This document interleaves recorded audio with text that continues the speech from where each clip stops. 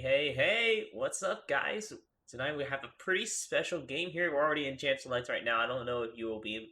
We don't really have anything going on for background, so how about I just turn the pretzel music down? I'm Red Skull Dragon alongside today. I have my co-caster, which is going to be Vid. We're going to be catching the first game of these quarterfinals. Pretty exciting stuff. Yeah, I'm pretty hyped for it. Predictive Gaming Fusion versus ISU JV. You can see their names on the blue and red sides, respectively. And we've already got a couple of interesting bans coming out here. Volibear and Caitlyn on the side of Predictive Gaming Fusion. Meanwhile, on the side of ISU JV, the Urgot and Hecarim, a little bit more standard considering the current meta. Yeah, definitely. So, I mean, Hecarim's been getting a lot of nerfs these recent past. I think he got like nerfed 3 times in a row, yet he's still pretty prevalent because he can abuse that turbo chem tank pretty well. Yeah, they just announced the 11.9 preliminary changes, and Hecarim and Turbo Chem Tank are both getting another nerf. So maybe by 11.9 he will be out of that top spot, but sadly for some of us this is still on 11.8, so Hecarim will need to be banned. The Seraphine and the Morgana rounding that off, two pretty strong enchanters. The Seraphine I think is a little bit stronger, and of course that's that R3 ban, just to make sure the Predictive Gaming Fusion can't get their hands on it. The Thresh picked up instead, so ISU JV is going to have to watch out and look a little more for Engage, like a Rel. Yeah, definitely so. I mean, a Rel is a great pickup. I personally love Rel. I think whenever she first released, she was pretty weak because everyone was expecting another Leona, but she actually provides something different to the table that Leona doesn't really do. She has her ulti is really good at setting up is a really great setup ulti. It's like having an Orianna on your team without having to actually run an Orianna on your team to cover that mid lane spot. You can cover that with someone else that does a lot of mid AoE damage. You have Rel to really group up people if you need to make some of these really good setups that Orianna typically does, but a lot faster motion too because she can even ulti in the middle of the air. So I like Yeah, Rel. I like the Rel pickup here. Yeah, I was going to say, I absolutely love Rel. I think in a lot of situations, she's kind of a better Leona. She's got AoE, like really good AoE engage with that W crash down, as well as the reactivate, knocking people up, plus that burst of movement speed she gets. A lot of people don't really respect that. I think that's, really important if you're going to play against a Rel, especially if you're picking something as squishy and as dependent early game as this Jinx. So the Rel, Aphelios, Thresh, Jinx bot lanes for the two sides. I'm really interested in seeing how this one turns out because Aphelios has been seeing a little bit more love in the patches recently. He's going to be a little bit stronger, but Jinx has been topping the table in ADC numbers, and the Azir for the mid lane for Predictive Gaming Fusion. Yeah, pretty interesting to see since Jinx only had like a couple of tweaks. I think it was like 2 patches in a row they tweaked up her numbers, and now she's pretty prevalent in the meta now. I mean, I'm surprised whenever I don't necessarily see her because she's just so strong. She provides a lot of that hyper carry potential, and it looks like the Victor is going to be locked in over for the side of ISU for their mid lane. Pretty good pickup as well. Yeah, so mirrored drafts here. The bot lane's picked, and then the mid laners. ISU JV gets a little bit better in the mid lane end. They get to pick up that Victor, kind of counter picking, kind of not counter picking. Azir isn't exactly favored in the meta right now, so it's more of a comfort pick. Meanwhile, Victor just a solid, safe AoE clearing control mage, and he can blow up Jinx if she gets out of position at all. So I do like this ISU draft. They've got a lot of go buttons here for Rel, Aphelios, and then they have a lot of sustained and just very reliable damage in their mid lane and top, in mid lane and bot. And top is where all of the bans are coming out. Gnar, Renekton, Pantheon, and whatever Predictive Gaming Fusion bans fourth. Yeah, it's going to be pretty interesting to see what they're banning. They're really focused in on really banning away both top, like both sides are just like, I don't want to see this on your team, and I don't want to see this on your team. Last one might actually just be a jungle ban. Still a pretty good one because Sejuani, another good sort of person to provide a lot of these setups because of that ulti as well. I mean, one good for picks and comboed with Rel can definitely do a lot of damage to a team, be really disruptive. So banning that way is going to be really good over for the side of Predictive Gaming Fusion, and they're actually going to pick up the new for ISU. Yeah, a lot of tank, and again, they've got a lot of this like. They've got a lot of ways to get on top of this Jinx. The Azir will make it very hard for someone like a Nunu to get on top of Jinx, especially since you can interrupt the snowball with the Emperor's Divide. And now the Scion is hovered and locked in. So that Scion, again, a lot of tank, a lot of peel. It's going to be very hard for him to for ISU to really get through him. Aphelios, while he used to have a lot of tank busting power, now isn't super great at that, so he's really going to be trying to get around the Scion, go for those two squishy carries. Victor, on the other hand, can go right through him. He's got the he's got that boom line, the Death Ray, and his Chaos Storm also moves. So they're just going to have to watch out for the zoning power created by the Scion. Yeah, definitely. So Graves going to be locked in nets, and that's a pretty good pickup here. We're seeing a lot. I consider Graves in the matchup against Nunu. I would say he's a much more aggressor.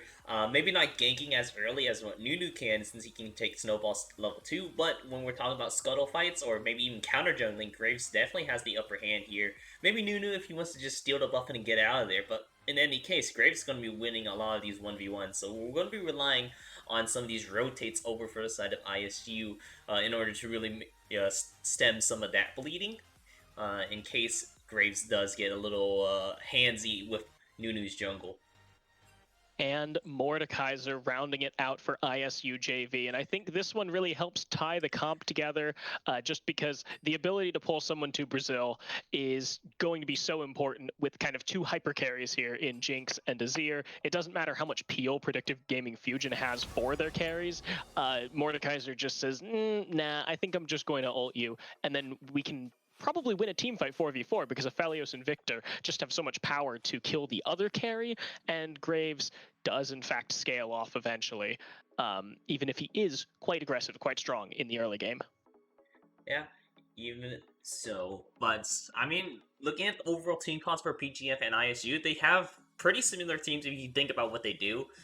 Thresh is the engage, same with Rel. We have hyper carry ADCs, sort of hyper carries type of mid laners, and then we have tankier top laner. Mordekai's a little bit more on the damage side, but nonetheless, he is going to be creating that zoning presence away from other people. And then we have just pretty good early game junglers. Early game in the sense for Nunu that he can gank early, and then Graves in the sense that he can kill you early. Yeah, very similar team comps, as you said. I think the major difference here is how well they scale. ISU is really going to be spiking in that mid lane. Mordekaiser, when he's able to raid boss 1v1 Jinx and Azir before they get like that third item. Aphelios as well, he's very strong on 2-3 items. He scales much worse than Jinx when you get to that full build. And then Jinx Azir, there really aren't ADs and mids respectively that scale better than Jinx and Azir. And Scion, with that infinite scaling, is always going to get tankier. So ISU's win conditions here just kind of survive through the early game, get your ults, get sixes, start winning these team fights and skirmishes. Mordekaiser needs to get very strong, very aggressive. And then we need to see Rel engages, Nunu picks potentially, and Aphelios needs to get online and shut down Jinx before Predictive Gaming Fujin can kind of bring it back in the late game. Yeah, absolutely. Things to look out for. Yeah, just pretty much covered it all.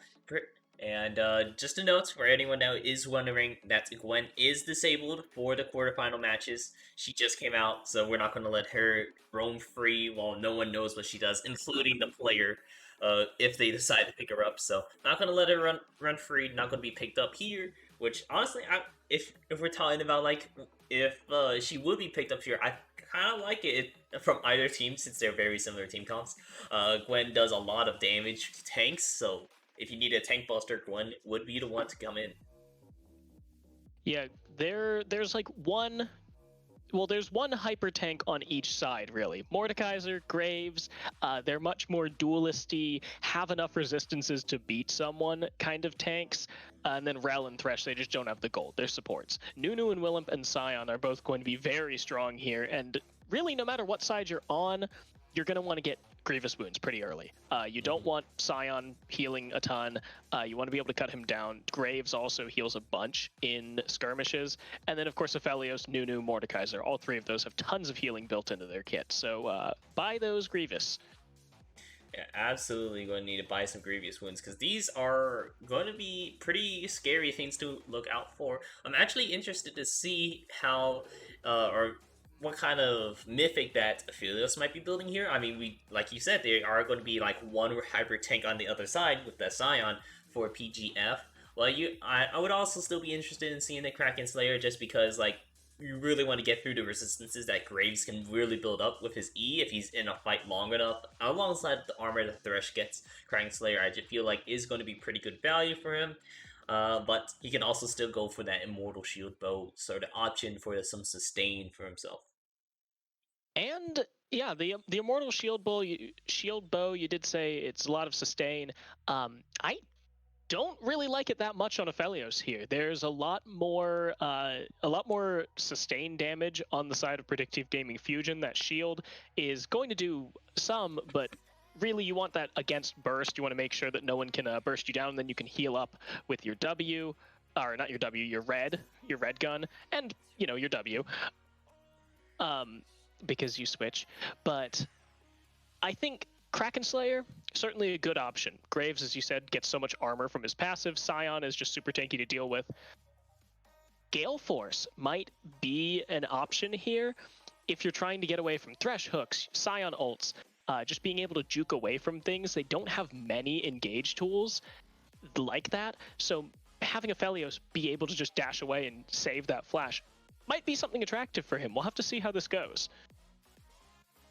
Yeah, we'll have to see how it goes. Gale Force is actually a pretty good option. I didn't even consider that. To be clear, quite honest, whenever the season started, I thought the dash and mythic items were just overrated.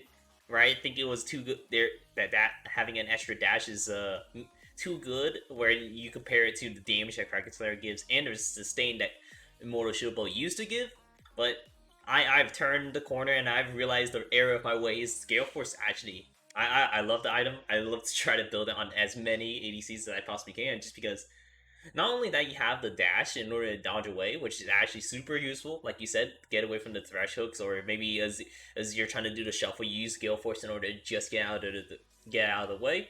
The damage it does is a little bit surprising too. So if you need to catch up, use Gale Force, use the Gravitum and then root them. That's a pick easy because Rel can easily just chase right after, get the stun off, and lock someone down for an easy pick for your team, which is pretty nice if you're ever behind for ISU.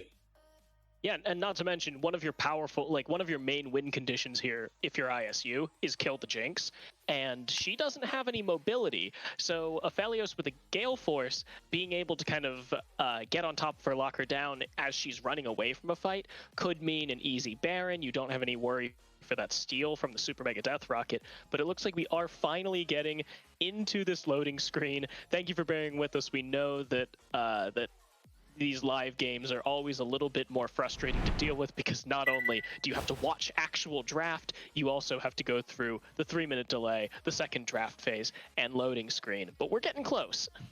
Yeah, we're getting there. I was going to say let's look at some of these skins, but no need to do. Let me go ahead and enable all of this stuff. And even though we've talked pretty much all game about them, let's go ahead and introduce these teams. You want to go ahead and start with this blue side first, Vid? It would be my pleasure. On the blue side, coming in our third seed, in fact, it's Predictive Gaming Fujin. Hyruki in the top lane on Scion, Jaw in the jungle on Graves, Chapanya Fan in the mid lane on Azir, and the bot lane, Quick Slice and 11 p.m. Good Morning subbing in on Jinx and Thresh.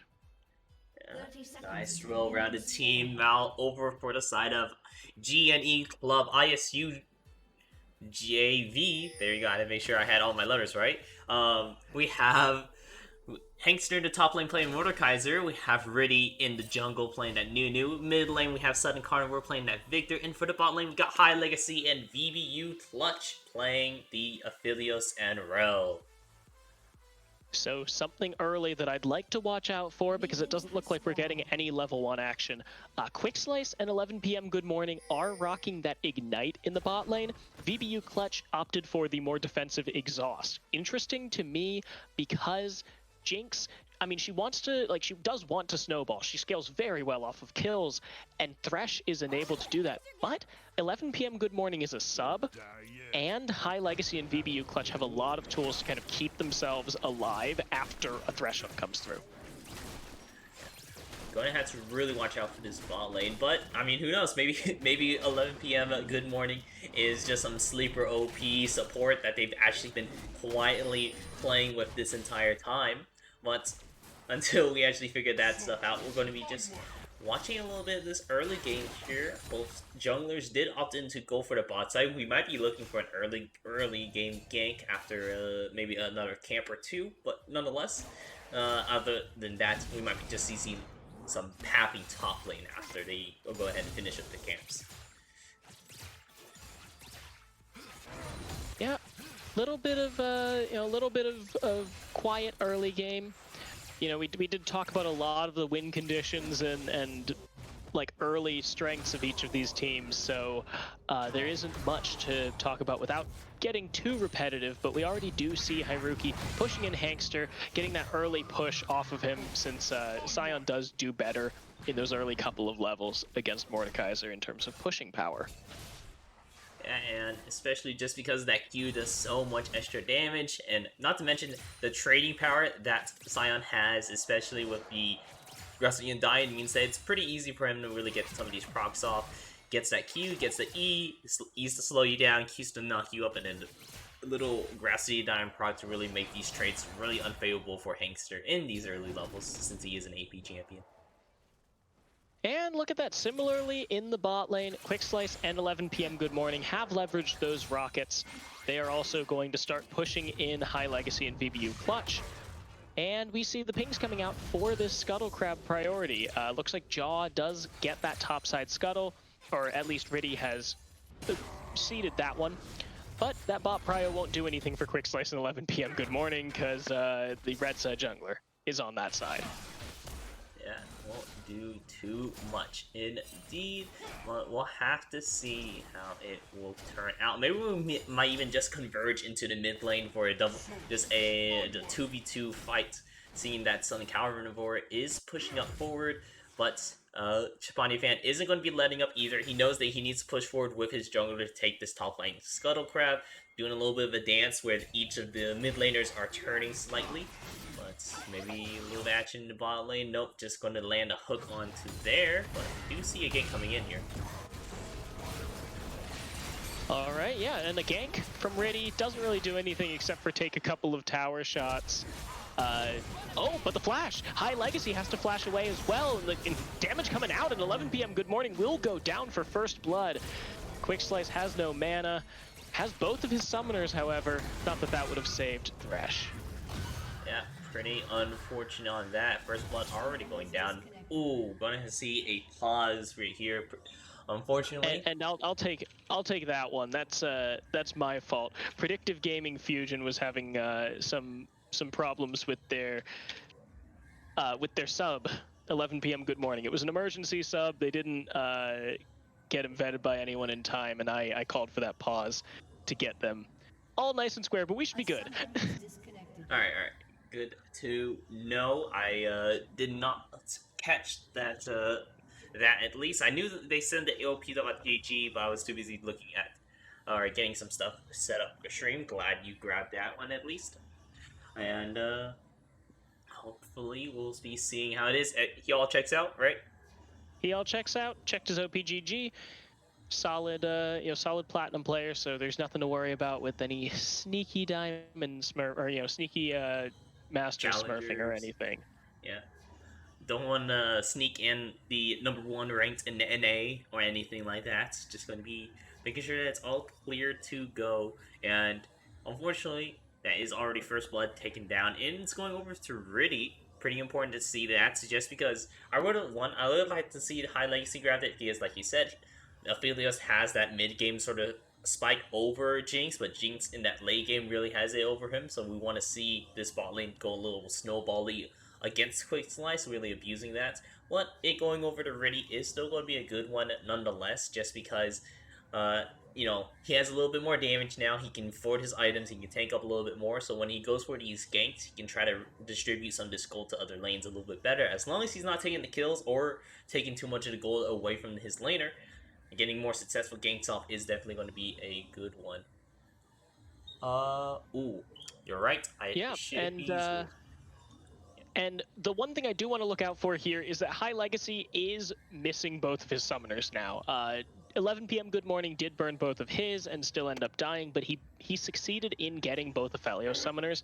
So Rel has a lot of ways to just kind of interrupt and stop people from getting kills on his team, but not having that flash, not having that heal is going to be super important. If 11 p.m. Good Morning can get himself a hook, it will be a lot easier for Quickslice to capitalize on it.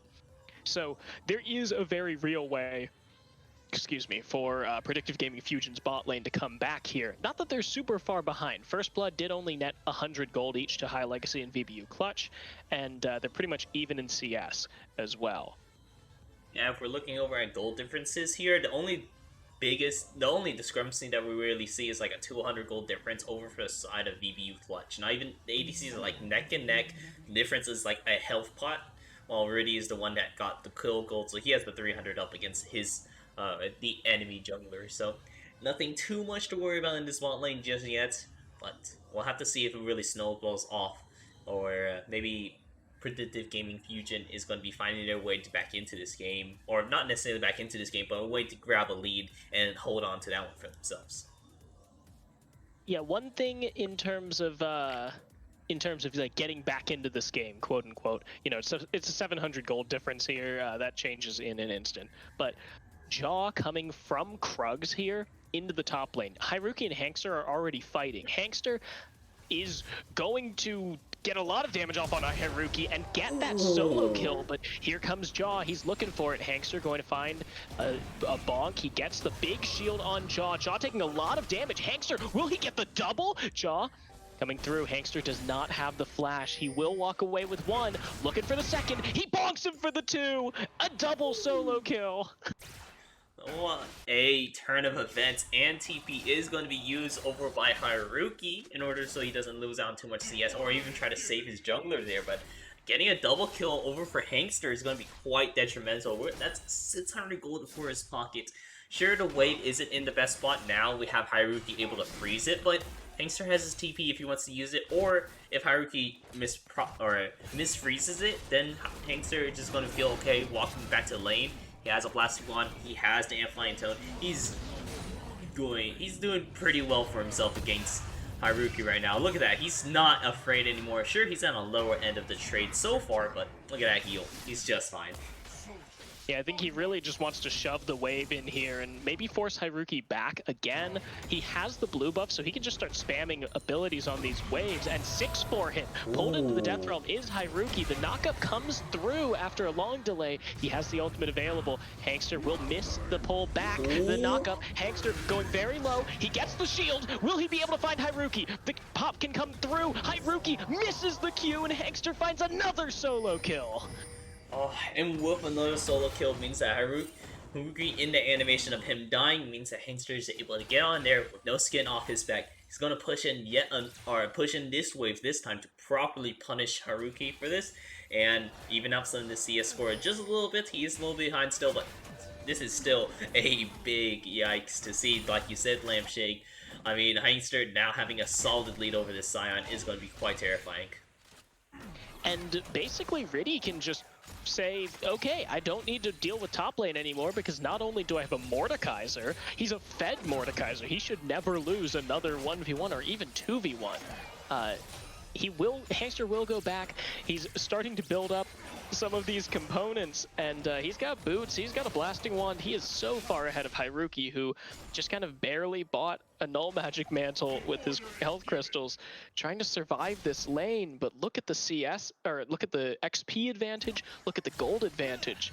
It's pretty scary here if you are this top lane Scion. Pretty scary indeed.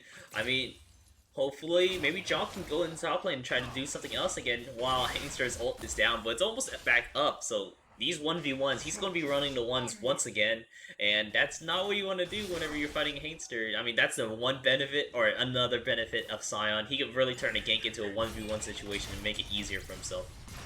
And now a gank coming in. High Legacy is going to find some damage. Will he find the kill? One more auto should do it. One more auto should do it. High Legacy picks up his kill. Beautiful gank here while 11 p.m. Good Morning's Flash was still down. Yeah, pretty unfortunate to see that it's still down. Heal was burned by Quick Slice, so they're not going to be having that available anymore either. And good 11 p.m. Good Morning is going to be falling down yet again. Another kill, but this time over for High Legacy in mid lane now, though. Oh no! The pull back, the absolute zero to keep him slowed, and sudden Carnivore gets himself on the board as well. It's already 6-0, 2,000 gold here at 8 minutes, and it looks like mid-game is approaching for ISU JV before Predictive Gaming Fujin can even start playing. Yeah, and right now it's, this should be a best of 3 for Lampshade, but yeah, right now it's looking like a pretty big influence for Hangster on this game here. He's going to be a really big proponent going into this mid-game. We're still just in the early game, but we're transitioning slowly into this mid-game. It's only almost 9 minutes into this game here, so it's still very much early game. But once we get to like this 15-ish minute mark when everyone is out of their lanes, tower plating's already down, then we're going to really see Hangster and his gold really shine through with not just roaming the mid, but maybe he's going to be split pushing a lot, and if they want to try to take him down, he's going to have that ulti available to turn these into 1v1s, get the successful kill off, really distract their time, really buy time for his team to do anything they want on the rest of the map. Yeah, I'm looking forward to seeing what Hangster does the moment his teleport is freed up. I don't think he's ever going to be at a teleport disadvantage against his will for the rest of, for the rest of this lane phase. I think he's just going to keep pushing in this wave. He's actually a little bit behind in CS because Haruki has done such a good job picking up CS on the back end of these and when Hangster has roamed. But what I want to see is Hangster just kind of shove these in, make sure that Haruki is caught under his tower, and eventually just start 1v1ing him. You're going to have the gold advantage for so much longer in this game, and you will have so much pressure in top lane that you can start drawing Jaw toward you and then just punishing both of them at the same time, while your jungler, Nunu, has the best secure of any traditional jungler on these epic monsters. I mean, to be fair, there's also Cho'Gath, which I would still consider traditional jungler, even though his main role is going to be living in that top lane, who has slightly better of a ulti, but I mean, not by much. It's both true damage and both in like nearly thousands range. But in any case, you're not going to be contesting against Riddy for these objectives when he could just run in, chomp, smite the ball, or any objective away from you, unless y'all can really pinpoint snipe it. But that's like, these smite fights are no longer just 50-50s, and more so like 9-10s. Yeah, I'm looking forward to seeing what High Legacy and VBU Clutch here do here, because Dragon Control is really important for this Nunu, or just for this team in general. If you can start forcing that early soul when you're going to be in the midst of your power spike, meanwhile, Quick Slice isn't going to be at all strong. Oh, okay. I like what VBU Clutch was doing here, and come on, boys. There we go. I liked what VBU Clutch was doing there. He was trying to body block for the Super Mega Death Rocket. The Thresh, good hook over the wall, just a little bit early. And now Hangster went mid to catch waves. He's actually going to give up a lot of gold, 2 tower plates, in fact, to Haruki. So we'll have to watch the effects of that, but the Rift Maker is complete. First mythic of the game.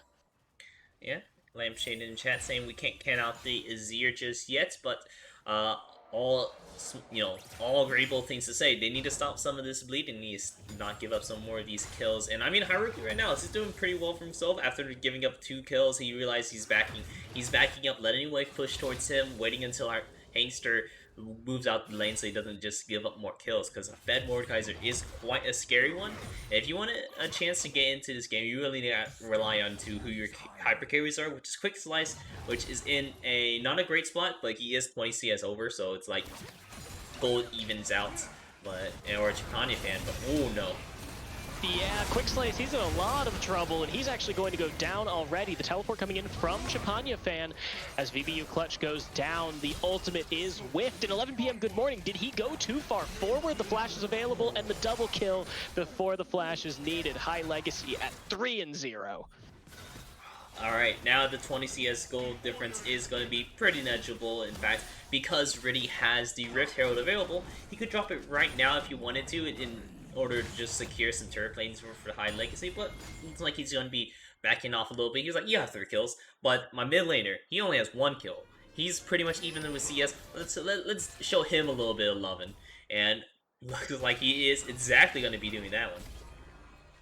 Yeah, we do love to see here High Legacy even delaying Chapanya fans back and allowing Riddy and Sudden Carnivore to get 2 turret plates, possibly the full turret if 11 p.m. Good Morning doesn't manage to pop some bit of the Shelly. I don't think it's going to be enough. A lot of damage. 2 plates, not the full tower. Yeah, unfortunately, Scully only takes 2 platings off a tower, not half a tower anymore.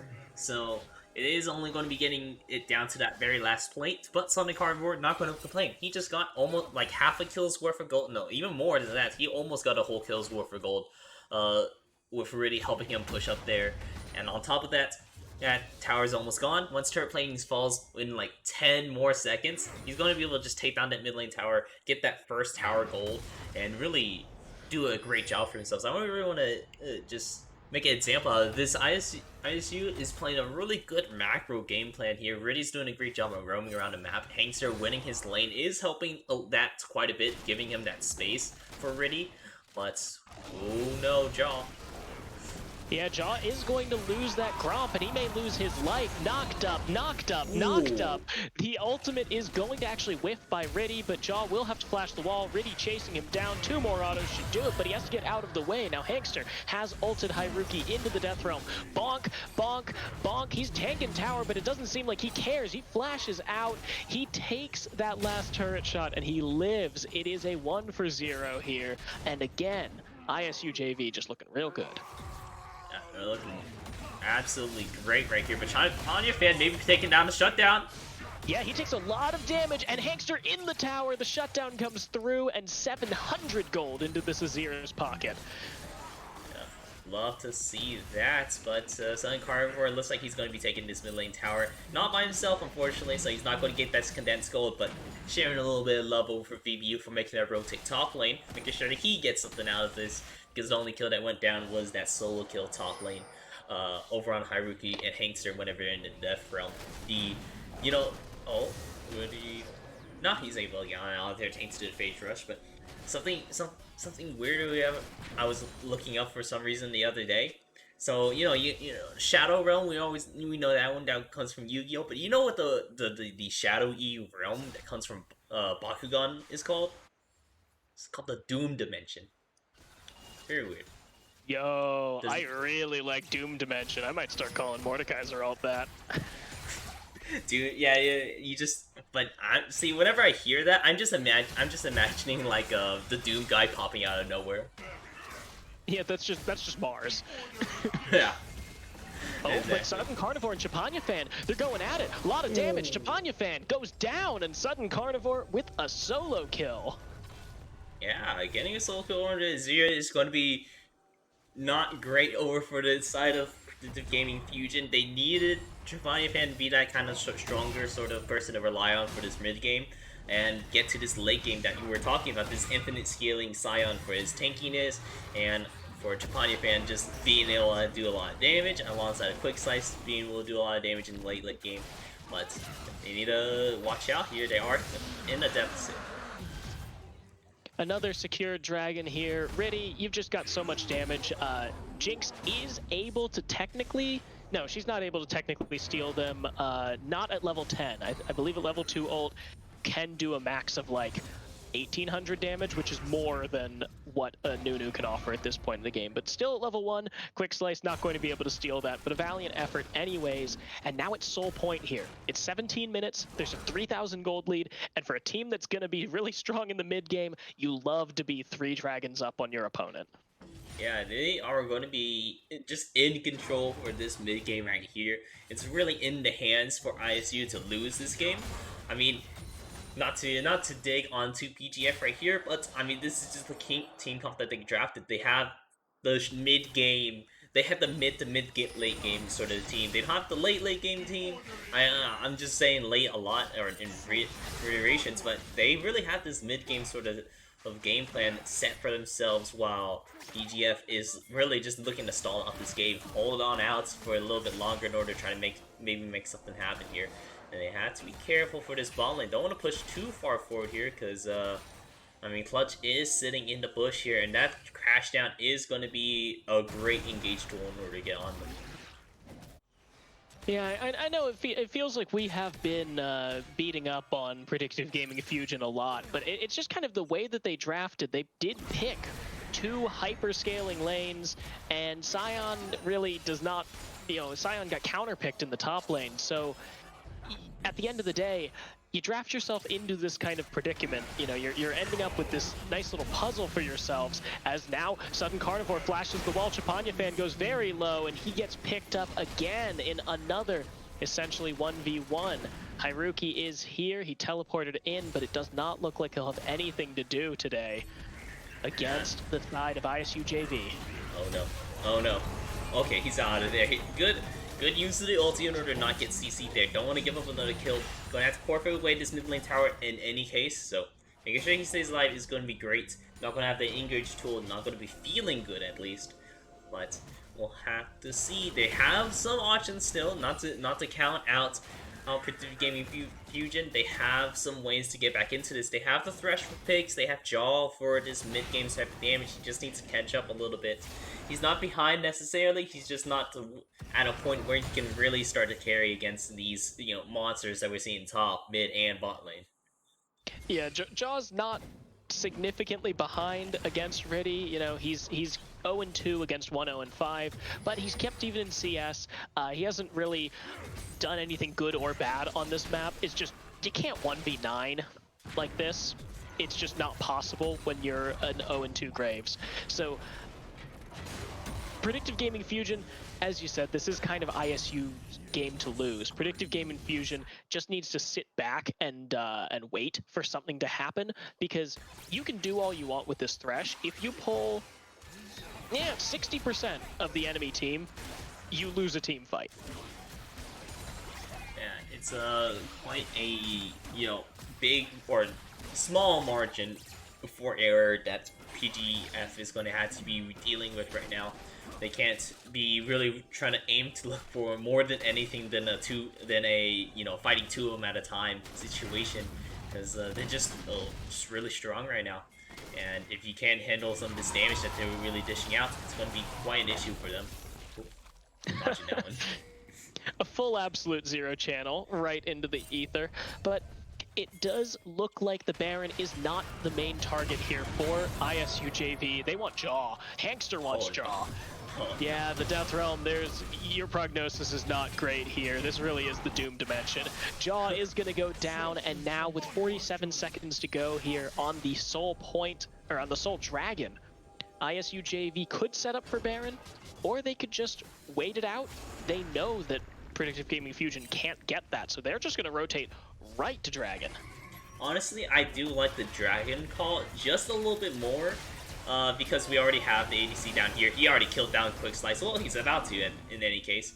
And team's very split up here. The Quick Slice is going to have to take a reset, and it's it's under 40 minutes, or 40 seconds, which means if they want to try to fight for this Dragon, they can't. Quick Slice is just not going to be able to make it for the rotate at all. So Dragon's going to spawn up, and then it's secured immediately. Quick Slice has the potential to steal with the Super Mega Death Rocket. With how surgical ISU JV has been with these Dragon takes, they've been trying to they've been trying to tank up with the Rel. They've been making sure that this isn't going to happen. I doubt that anything is going to steal this away. The ult doesn't even come out in time, and now the team fight starts in earnest. Riddy is going to go down immediately. Haruki taking a lot of damage, but he's still up. BBU Clutch now has multiple members on him, and Sudden Carnivore has that Thresh on top of him. High Legacy, meanwhile, in the back line, he's going to find one, he's going to find two.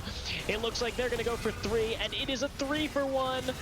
It looked like PGF had a good fight, but beating them with the gold diff. Yeah, it's just a difference of stats at this point now.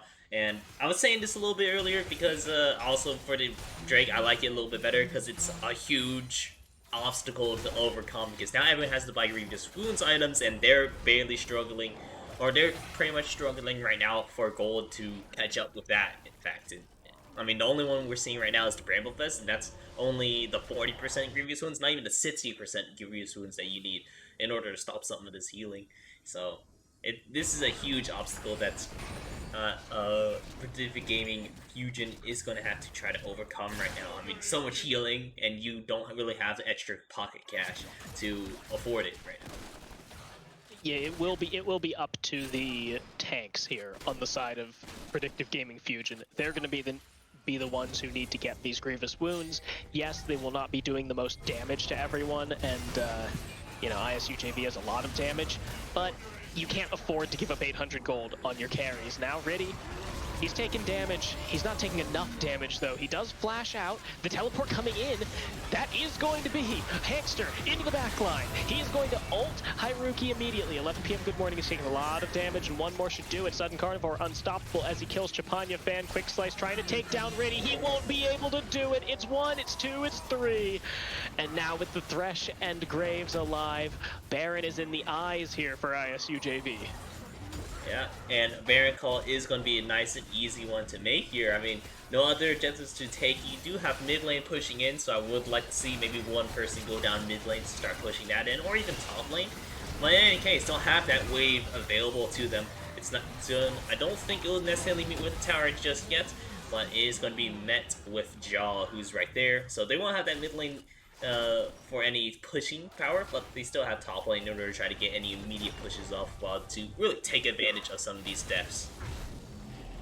Yeah, the members of PGF are all back online, so as you said, it would have been nice if they had done it, but they're really in a position where they're strong enough that they don't need to make these little optimizations, because every major thing that they do, if they do it as a team, it goes from, you know, if they were to split push there with 2 members on the board, maybe you're looking at an 80-20 that this goes well for them.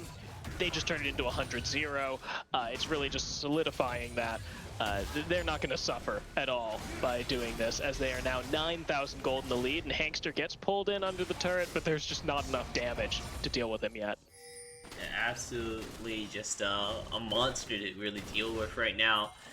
We see Jaw, he's actually opting in to buy that Lord Dom second, which is a good choice. I mean, we have some tanks that are just super tanky. It's really hard to deal with right now. I'm imagining Quick Slice might be looking for the same thing with that longsword, going to build that into the Last Whisper and then eventually the LDR to do extra damage to them. But in any case, it is not feeling great. I mean, that also potentially could be an execution calling. It could be either one.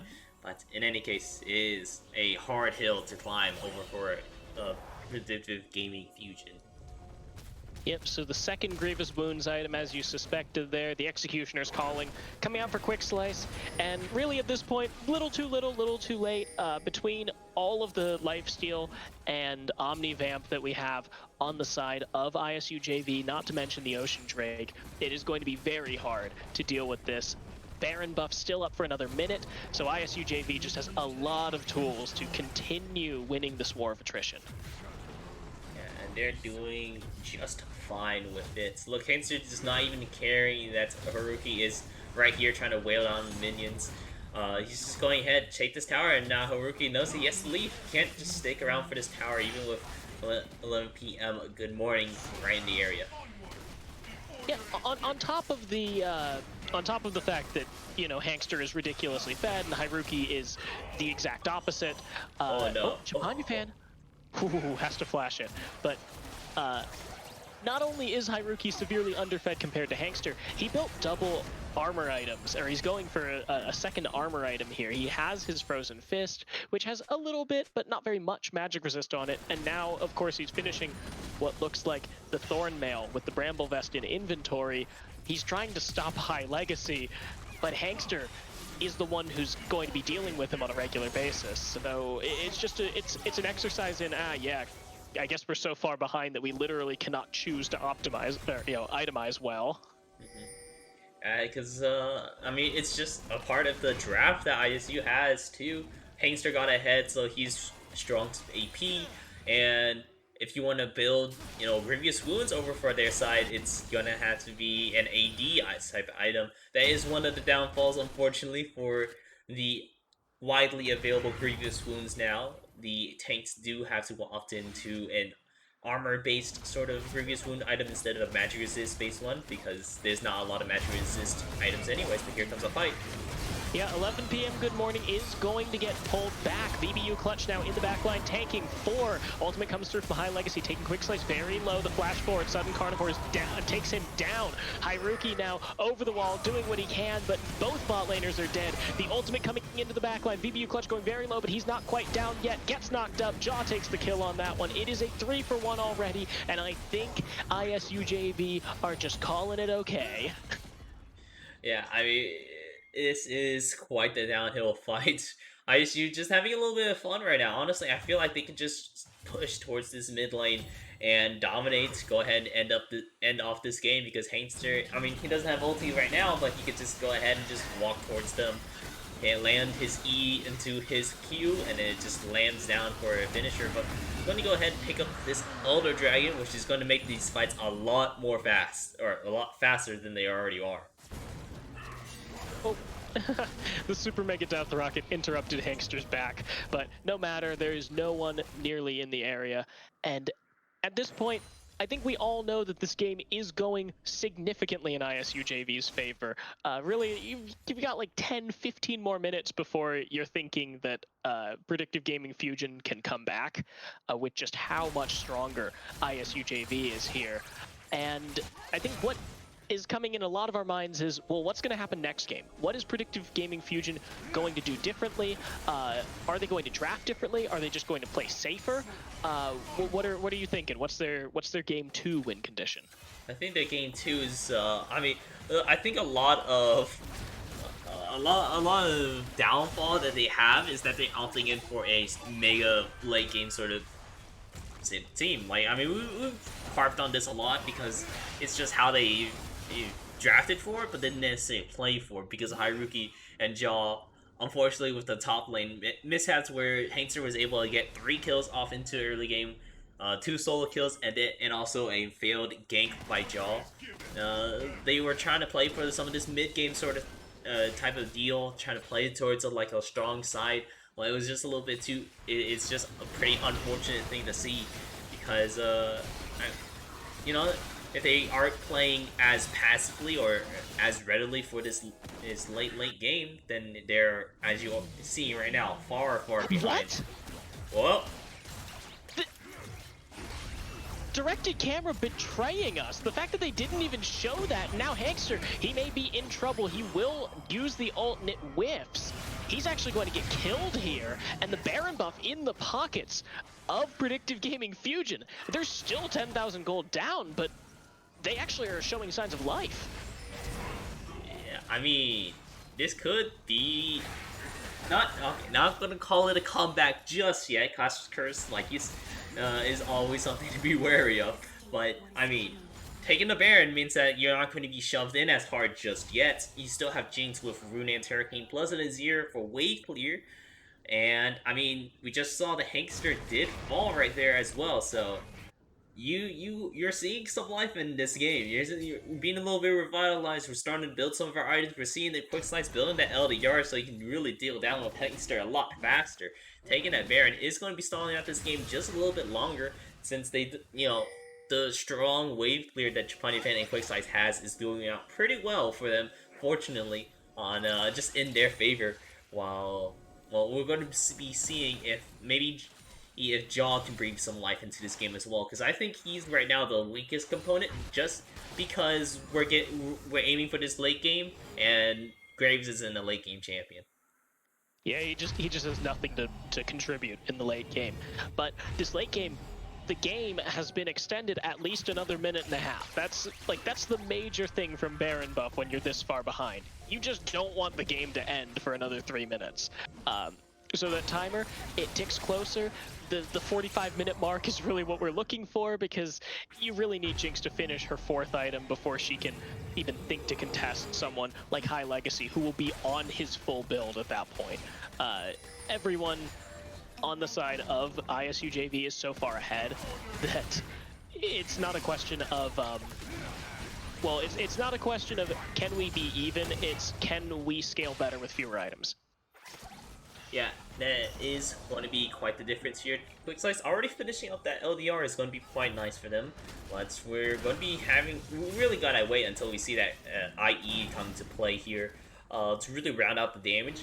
Sure, we could often finish the Mortal Reminder, which really could go either way, honestly. Get more healing resist versus do I want more healing resist, or do I want to have more damage to just try to burst them through the healing? I'm already reducing it.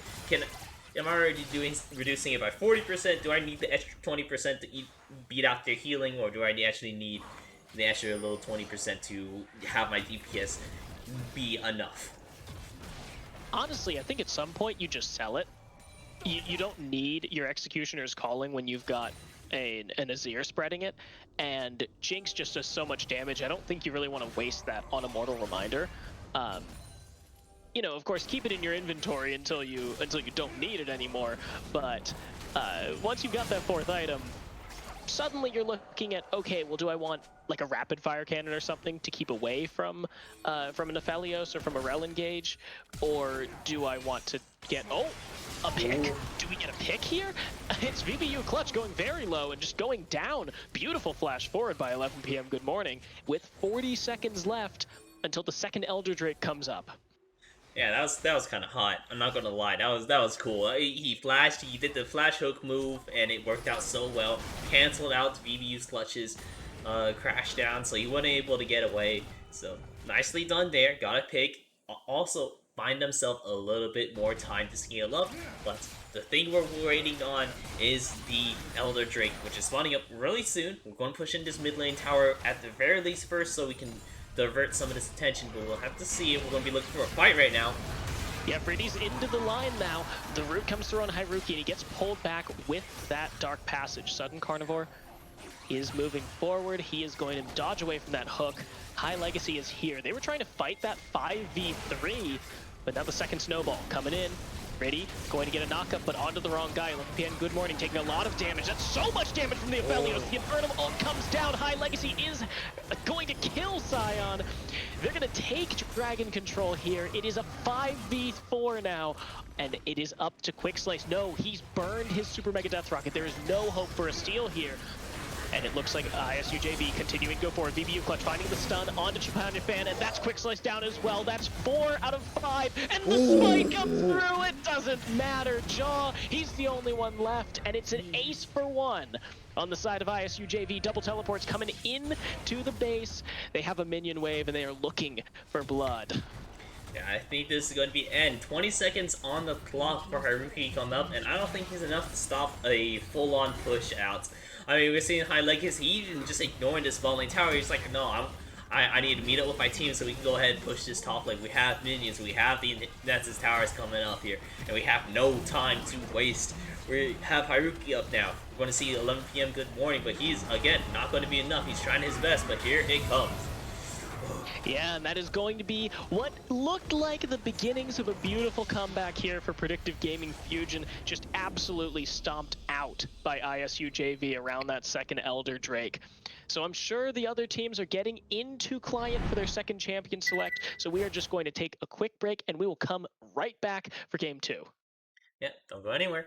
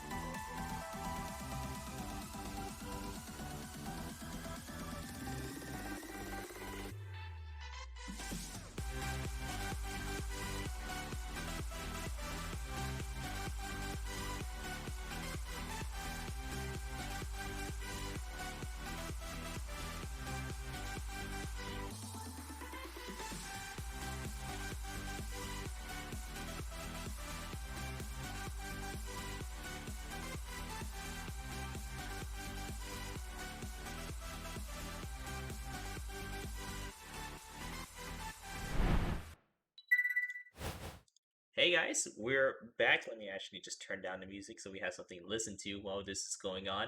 But yeah, we're back after seeing such a dominant game coming out of ISU GV for that first game. We're gonna be moving on to the next one with PGF versus ISU, same sides, and we're actually seeing pretty similar bands, anyways. Yeah, I mean, they're actually the same. They're the same bands in a different order. The Volibear is actually going to be locked. Oh, the Volibear is going to be hovered. Maybe a Renekton's going to be picked. They're just cycling through. So the Sejuani from round 2 from PGF last game is going to come into game 1, and Volibear is going to be locked. So they just cycled that one out. Meanwhile, same exact bands for ISU. Yeah, same exact bands, getting rid of the Urgot, Herkimer, and the Seraphine, but the Volibear being locked in. I'm interested to see this. We're actually looking at a more of a strong side top laner that could still go pretty big tanky. I mean, he's not going to do a lot of damage in late game, but as long as he does his job to really get through this mid game, if you're still looking for this late game plan, you have to secure a solid mid game sort of plan and try to get ahead of this. But Aatrox is going to be at least hovered from ISU now. Aatrox is going to be locked by ISU, so it's a little bit of Bear v Darkin. Bear v man taken over by weapon, but also big weapon.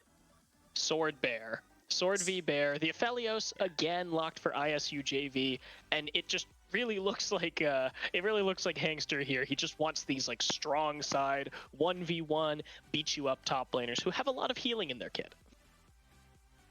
Yeah, a lot of healing indeed, which is actually going to put a lot more emphasis on trying to get some of these grievous wounds items as well. So we'll see what Predictive Gaming Fusion is going to be opting in again, and it's going to be the Jinx. Maybe Jinx is going to be a little bit of a comfort pick in. Maybe we're not going to see as an aggressive sort of bot lane pick up here as well, but who knows? Maybe that's also another comfort pick, and we're going to be trying to go for a different game plan here for PGF. Maybe we're looking for, you know, a little bit instead of as aggressive that they were, or maybe even more aggressive. In any case, they're maybe looking to try to change up their plans just a little bit for this bot lane because it was still a problem, even though once Riddy came down bot lane a couple times. I mean, I still like the Jinx Thresh here. I think Jinx is just one of the strongest ADCs by far. Thresh is always a good kind of combination support who just has good engage, good peel, a little bit of everything to help you with a Jinx who has, very specific needs. Aphelios Rel, it's going to be the same bot lane matchup, but I don't want everyone to just immediately think like, oh yeah, well bot lost last time. They didn't lose until Riddy started coming bot. So Jinx Thresh was actually up by 20 CS until that dive that left Aphelios 3-0. Predictive Gaming Fusion was doing really well on that side of the map. It's just that the rest of the map won really hard for ISU. Yeah, so hopefully it does turn out differently whenever we go into this game here. Bans are going to be picked up here. We're looking actually for some jungle bans. Victor is going to be respectfully banned away. We saw him. He was doing a lot of damage too, where, we saw Azir just unable to really do too much in there. He was trying his best. He was honestly trying his best in order to make it out. But unfortunately, this Victor scaled up a little bit faster than he did, bursted him down, really snuffed out that sort of flame for PGF to look for. And now PGF, they have their final ban. They could use this to target Sudden Carnivore, or they could use it to take away Riddy. He had a lot of success on the Nunu, and I'm not surprised that they're banning that out. Just really, really consistent ganks there that we got for the jungler of ISU JV. And now they may just pick their jungler and leave Predictive Gaming Fusion at, 4-5 potential bans against him. Yeah, I mean, they do have the option of that since they are the first one picking up here in round 2 of these picks. It will be interesting to see because it is going to be the Poppy. I'm assuming Poppy jungle, but in any case, Poppy.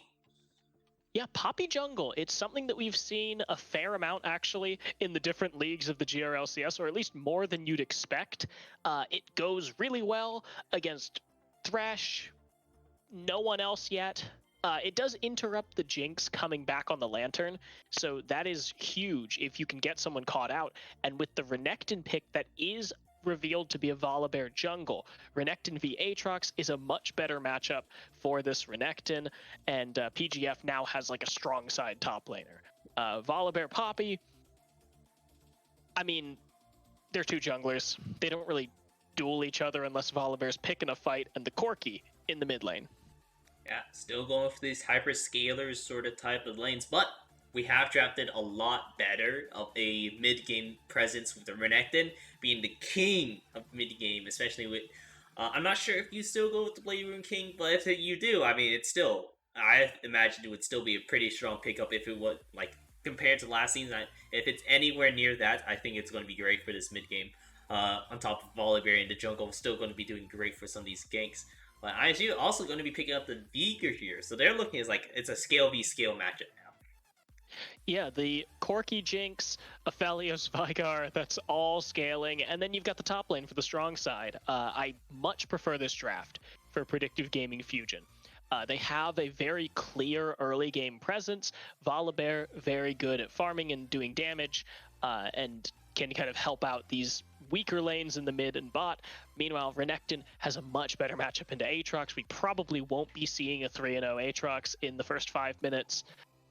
Cross your fingers. Knock on wood. Knock on wood. And the Poppy enables this Aatrox really well against Renekton. So I think we're going to see a lot of top jungle fighting. Maybe some roaming from Corki. Viker can't really do it that much, but he just wants to sit and farm anyways. So, yeah. Yeah, it is going to be pretty interesting. One thing I do want to know, check out here, because I actually haven't checked this interaction, how it would go, but Poppy, if hit her, steadfast presence is able to block Volibear's ulti, not completely, he still probably transforms, but stopping him from at least ground pounding would still be pretty huge considering how much damage it does in a fight. And if it stops the ground pound completely, it'll be also interesting for tower dives. Yeah, it would be huge, but Volibear is unstoppable when he does that, so okay. Poppy will not be stopping that. Vigar Cage, actually, as well, will not be stopping that. So 2 skills that cannot be used against Volibear. They are mostly going to be used against Renekton, Corki, and Jinx here. And those are very strong. Going to be very good at trapping a Jinx or Corki and then just blowing them up, because we know, we've all seen any Vigar in any game ever, no matter how poorly they do in the early game. You know how easy it is to just press the skill button. Oh yeah, you gotta love the outplay button. It's like, whoops, you got trapped in my cage, and now you're at 0 HP, negative 100 HP actually, because the ulti just does execution damage to Oblivion. I think it actually goes to it's not only 100% AP ratio when you're at like 33% HP. I think it's like 120, 140, somewhere around that range, I want to say, which is a huge number for considering Veigar, who gets a huge amount of AP, especially also opts in for the Everfrost build, my personal favorite, because he already builds so much AP, or he already has so much AP, gives him another ability that, or technically another ability to hit people with, gives you a good way. So if they're stuck in your baby cage, you can just land another CC on them to land your W, and they can't stop you. Or at the very least, they're slowed to get away from that W or Q at the very least, and you still get to do your damage out, and it's really hard to deal with. Yeah, I couldn't have said it better myself. The real challenge here for this ISU mid laner is that you don't want to die early against Volibear, against Corki. Both of them can get on top of you and then really never let up. You don't have any kind of reposition if you're this Vigar, and you're against 2 guys who have run at you fast and Valkyrie at you fast. So it's gonna be kind of a feels bad man lane for Sudden Carnivore. He's not really going to be able to have any agency until it comes to this late game when you're no longer laning, you're just kind of looking for picks on Jinx. Yeah, so we'll have to see how that all plays out here. But for the game plan, let's generally discussing. We talked a lot about PGF because we didn't like their draft particularly last game, and this one we actually do enjoy this a lot more because they have that mid game agency. The strong sided is very defined here. But let's talk a little bit about ISU and their team comp. I mean, we have some of the same. We have bot lanes essentially the same, but a little bit of difference. What do you think? How ISU drafted it in accordance to how PGF drafted it in that first little snippet that we saw with the Volibear pickup, but the same bot lane. Yeah, so the draft itself, like overall the five picks, I think they do very similar things. Aatrox is a still kind of like run you down, keep you in place, and fight you, and kind of 1v1 you. The interaction and the dynamics of this lane are completely different because Predictive Gaming Fujin have flipped this draft on their head. Poppy, I think, also does very similar things. Or actually kind of does opposite things to Nunu. Nunu wants to get on top of you, punish your squishy members. Poppy now has a Vigar to do that for her. If you can get the baby cage in, suddenly Poppy has a lot of freedom to just run right in there and press W. No longer can the Jinx escape, and you're capitalizing with this mid-jungle combo the same way that they capitalized last game. It's two different champions, two different ways, but a very similar way that they work together. Aphelios Rel, we've seen that. We just saw it last game. They're going to do fine, I think. Hopefully, let's hope that they don't make us eat our words on that one. Well, in any case, ISU looking pretty nice into this. I honestly I'm not a fan of the Poppy, but with the until you said the combo with the Vigor, so really because the reason why you have Corki in the mid lane is because it's a safer lane. You don't get as punished just because like if you die, then you have the shortest lane to come back to your wave, and people can only push waves as fast as you can in the early game. So he won't be punished as early, but seeing the Poppy here to really emphasize on if he gets stuck in the Vigor cage, it's going to be a pretty hard deal to deal with because Poppy can dash you into the one wall, so you're stuck there and you just get hit by the full combo by Vigor. Maybe not the full combo by the ulti just yet, but I mean that is still a lot of damage to come out. And if that ulti is available, you're just gonna get hit with the outplay. The one thing I do want to say here about this Predictive Gaming Fujin draft, because I've been hyping it up, I think it's far better than the last draft. It's very AD heavy. Volibear, Renekton, Jinx, all 100% AD. You're not seeing a shred of magic damage really coming out of any of them. Corki only does half magic damage. So if this Corki falls behind, if any of ISU JV's members really get ahead, it is much easier to itemize against PGF than it is for PGF to itemize against their opponents. You have two very strong AD threats, and then you've got the granddaddy of all AD threats on the Vigar. So PGF, they have this really good scaling comp. They just cannot fall behind the same way that they did last game because they still have very clear pain points. Yeah, they do have those ways they can absolutely be abused here. Spectator Delay has just finished, so we'll be loading into the game here and check out some of the skins for a quick snippet at the very least. So let's take a look at that. Let's see it. A Corki, favorite skin by far. Corgi is my favorite, and Pulsefire Thresh Prestige, pulling some big V-Bucks out here. So absolutely. Overall, very good skin game. Yeah, very good. Except for Thousand Pierce Bear. Sorry, bud. Look, it was a cool concept whenever they were making Volibear, but there was a reason why they didn't pull through with the concept of the Eldritch God Volibear. They just made it into a skin.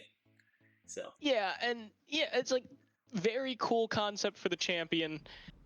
You made it a free skin to get people to play the champion. I can't respect that. I mean, all right, it's not that bad. Honestly, I think it's not that bad when you compare it to other skins. It is very reminiscent to the other older skins at the very least. True. There we go. It is Volibear's best old skin for sure, but we are in the game here, and I will again introduce our blue side. We've got Predictive Gaming Fujin trying to battle back after a loss in game one is Hyruki in the top lane on Renekton, Jaw in the jungle on D-Bear, Chapanya Fan in the mid lane on Corki, and Quick Slice and 11 PM Good Morning running it back in the bot lane on Jinx and Thresh. Yeah, very interesting team comp over for PGF, way better than before. But let's see how it fares against ISU JV. We have Hankster in the top lane playing the Aatrox, not Alistar, my bad. I almost said it again. Aatrox playing in the top lane. We have Ray in the jungle this time with the Poppy. Mid lane we got Southern Carnivore playing that Vigor. We're still going to see these 100 to 0 one shots coming out of him, hopefully. And then for the bot lane, you know him, you love him. It's High Legacy and VVU Clutch playing the Aphelios and Rel once again. Yeah, so again, no action in the early game. Neither of these teams has a particularly good level 1. They just, like, either you have your engage or you have your damage, and if you don't have either of those early game, well, why are you invading? So everyone just kind of 5-pointed. We are going to see the bot lane leash for both teams. Not surprising considering Poppy doesn't have a very good time, and Volibear just wants to auto-attack a bunch. Absolutely. And one thing I do want to point out here that's the most notable, Quick Slice and Chobani Fan both opted in for a Cole.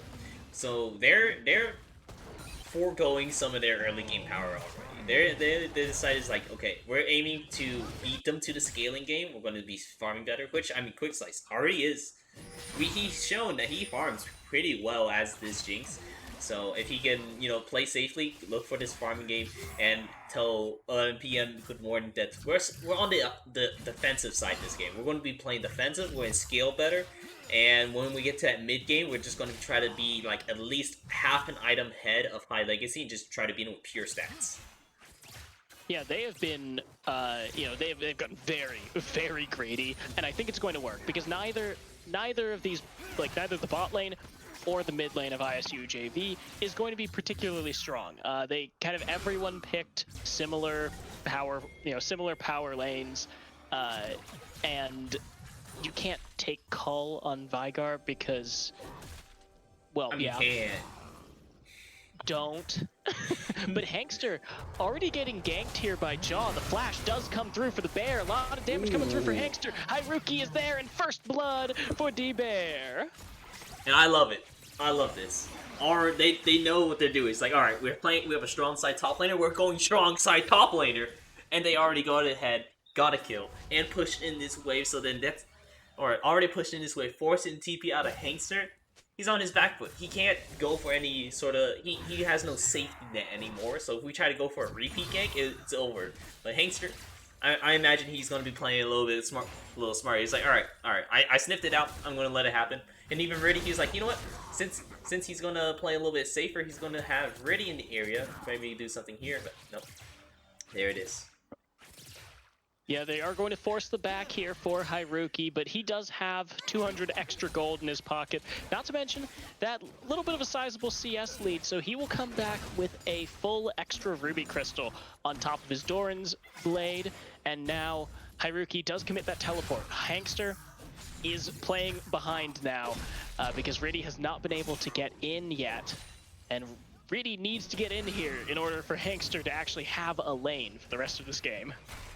Yeah, because you don't want to have a fed Rat in order to fight you, because of which, here it comes, Riddy. Yeah, Riddy takes a lot of damage, though. That's so much damage. Riddy, what are you doing? Get out of there, man! Haruki, he finds a kill. Is this a repeat of what happened last game? Haruki going very low, and Hankster does manage to get the return kill. So it's a 1-for-1, but Haruki picks up a solo kill onto that Poppy. That was terrifying. Because if Haruki got a double kill off of that, he's actually already building that Executioner's Calling, which is pretty interesting. He really wants to bite the healing in the butt.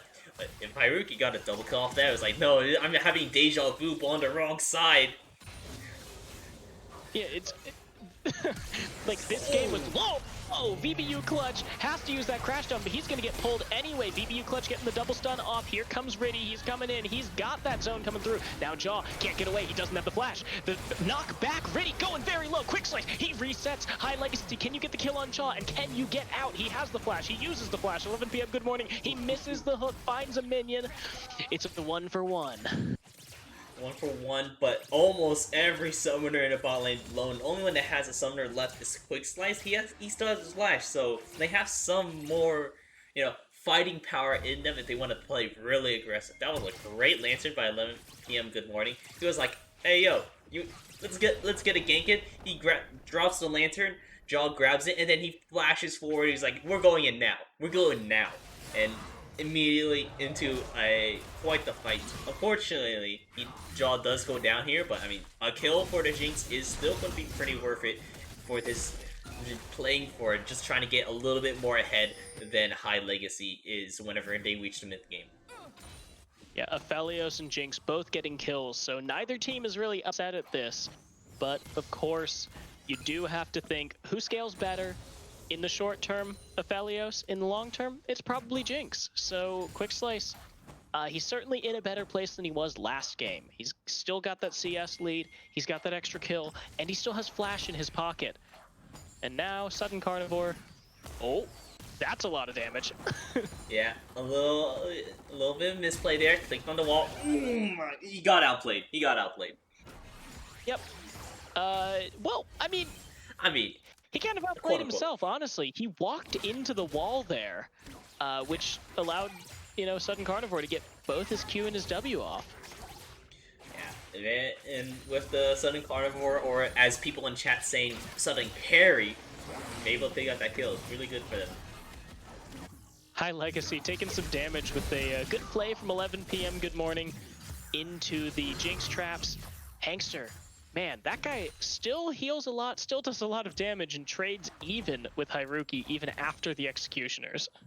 Yeah, that is going to be a little bit unfortunate just because Haruki did opt in to try to build the Executioner's Calling first, which means he's not going to be hitting his Power Spike as soon, or his first item Power Spike necessarily compared to Hangster, who's probably opting in for that Core Drinker. Is just a really nice item. Or maybe he is going to be opting in for like a Stride Breaker, which is going to be nice to break some ankles. Yeah, I think Stride Breaker is a fantastic item right now. It's not as broken as it was a little bit ago, but it's very strong. So I would not be surprised to see if Hangster went for that, since he just has so much healing already. You don't really care too much in the 1v1 when you can run someone else down. Sudden Carnivore suddenly doesn't die, and now the gank comes in. Quick Slice is going to be ignited, healed, exhausted, and Riddy is the one who goes down. Everything's going poorly for ISU JV. It's 2 kills already to the side of Predictive Gaming Fujin. 3 as Quick Slice picks up his 2nd kill. And it's crashing down, physically and metaphorically over for them. I mean, we saw the bear. Haruki now trying to go fight Hangster. Gotta be careful, man. I mean, you have your dominant stuff. You don't have your full fury in effect. He has it now, but yeah, he's still gonna be able to get on out of there. But this is looking pretty good over his other PGF now. I mean, I'm just saying, it's looking pretty nice. And I'm gonna knock on wood. Cross my fingers. I don't know what else to do to stop superstitions. But throw some salt over your shoulder. I don't know. All right, let me go find some salt. It's League of Legends players. There's always salt lying around. But true. A gank potentially set up here in the mid lane because the package is out. Sudden Carnivore, sudden death. Chapanya fan finds that revenge kill. A little unfortunate on that one. Really good that we created the space for bot lane now, which means that 11 p.m. Good Morning has the ability to roam. Just like how VBU Clutch did in the last game, they found some breathing room for himself. They're going to be moving out, and now Wrecking Ball suddenly going from sudden carry saying sudden trash. Unlucky, unfortunate. There's the salt that I kind of need in order to throw across my shoulder. But in any case, we're going to be moving on here. On a solid 3k gold lead over the side for Predictive Gaming Fujin, and this is looking great for them. It's like, seeing some rotates over to this Rift Herald here. We were seeing some really good fundamentals, good CSing, good XP management here on the side of Predictive Gaming Fujin, even when they were so far behind last game, which is why we really only saw like a 2-3k gold lead for a lot of the game. Up until like 15 minutes last game. Now, however, this game, Predictive Gaming Fujin are the ones with the lead. They have good fundamentals and they have the lead, which, you're now looking at 3K gold lead here at 10 minutes because there's a 25 CS lead for Chapanya. There's a 15 CS lead and 4 plates now for Quick Slice. Everything is just going really well now for Predictive Gaming Fujin, and they're enabling these late game carries. It's not just a top diff like it was last game. Yeah, we're looking at a really, really strong avenue for them to get into this game. Ready with the flash, though. Here he comes. Oh, beautiful combo of stuns. Quick Slice taking a lot of damage. Riddy will be the one to find the shutdown. 450 gold into his pocket. And that's a little bit of fresh air here, but that tower has already gone down. Yeah, first tower gold alongside of having all the platings. That is a lot of money. Let's actually look at how much money he has in his pocket. You were looking at 2K of the 4K gold lead in his pocket. Half of it is right there for, ooh, Sun Carpenter. Maybe picking him still here soon. Yeah, Chapanya going very low, but there are still fights on the other side of the map. Hangster taking Haruki very low. One more bop will do it. He cannot get that final auto as Haruki flashes away. Oh, sudden carnivore! Oh, no. He's going down! He's going down! He couldn't dodge it. He couldn't dodge it. He wasn't ready. He wasn't ready. He wasn't ready. Oh, Hangster now has popped the ult. He's taking a lot of damage, and Haruki will get away. He just finds that World Ender out from Hangster. Yeah, able to get on out of there, so no need to worry just yet. But man, Sun Carnivore got hit with that rocket. Let's say, I do want to say, Quick Slice lands these rockets really well. Actually, we saw like every trick we saw in the last game was hit by the rocket at some point, or at least in the area was hit by there. Not every single Drake. There was like one he didn't have his rocket available for, so he couldn't do it anyways. But it was stolen by Jaw in any case. He hit that one. He hit that one in melee range earlier in that fight. So I'll give him that one. Yeah. So yeah, he lands these rockets really well. But oh god, Son of Carnivore, he just can't step up anymore. I mean, Essence Reaver completed on Chapanya is spilling out a lot of damage over for him. Yeah, Essence Reaver is a very strong item, especially for someone who spell weaves as easily as a Corki. So it's looking real good here for Predictive Gaming Fujin. Now a 5,000 gold lead almost as we get into this second dragon, which they do have control over. They've got 4 men sitting around it. Haruki has even rotated, leaving Hangster up there to maybe get some plates, but they are going to find that second dragon, and with as good a scaling comp as they have, you know, it's all coming up PGF in these early stages of the game. Oh yeah, and doing the right trick of summoning your Red Herald in top lane. Armin is already halfway there. Look at that, get a tower for himself.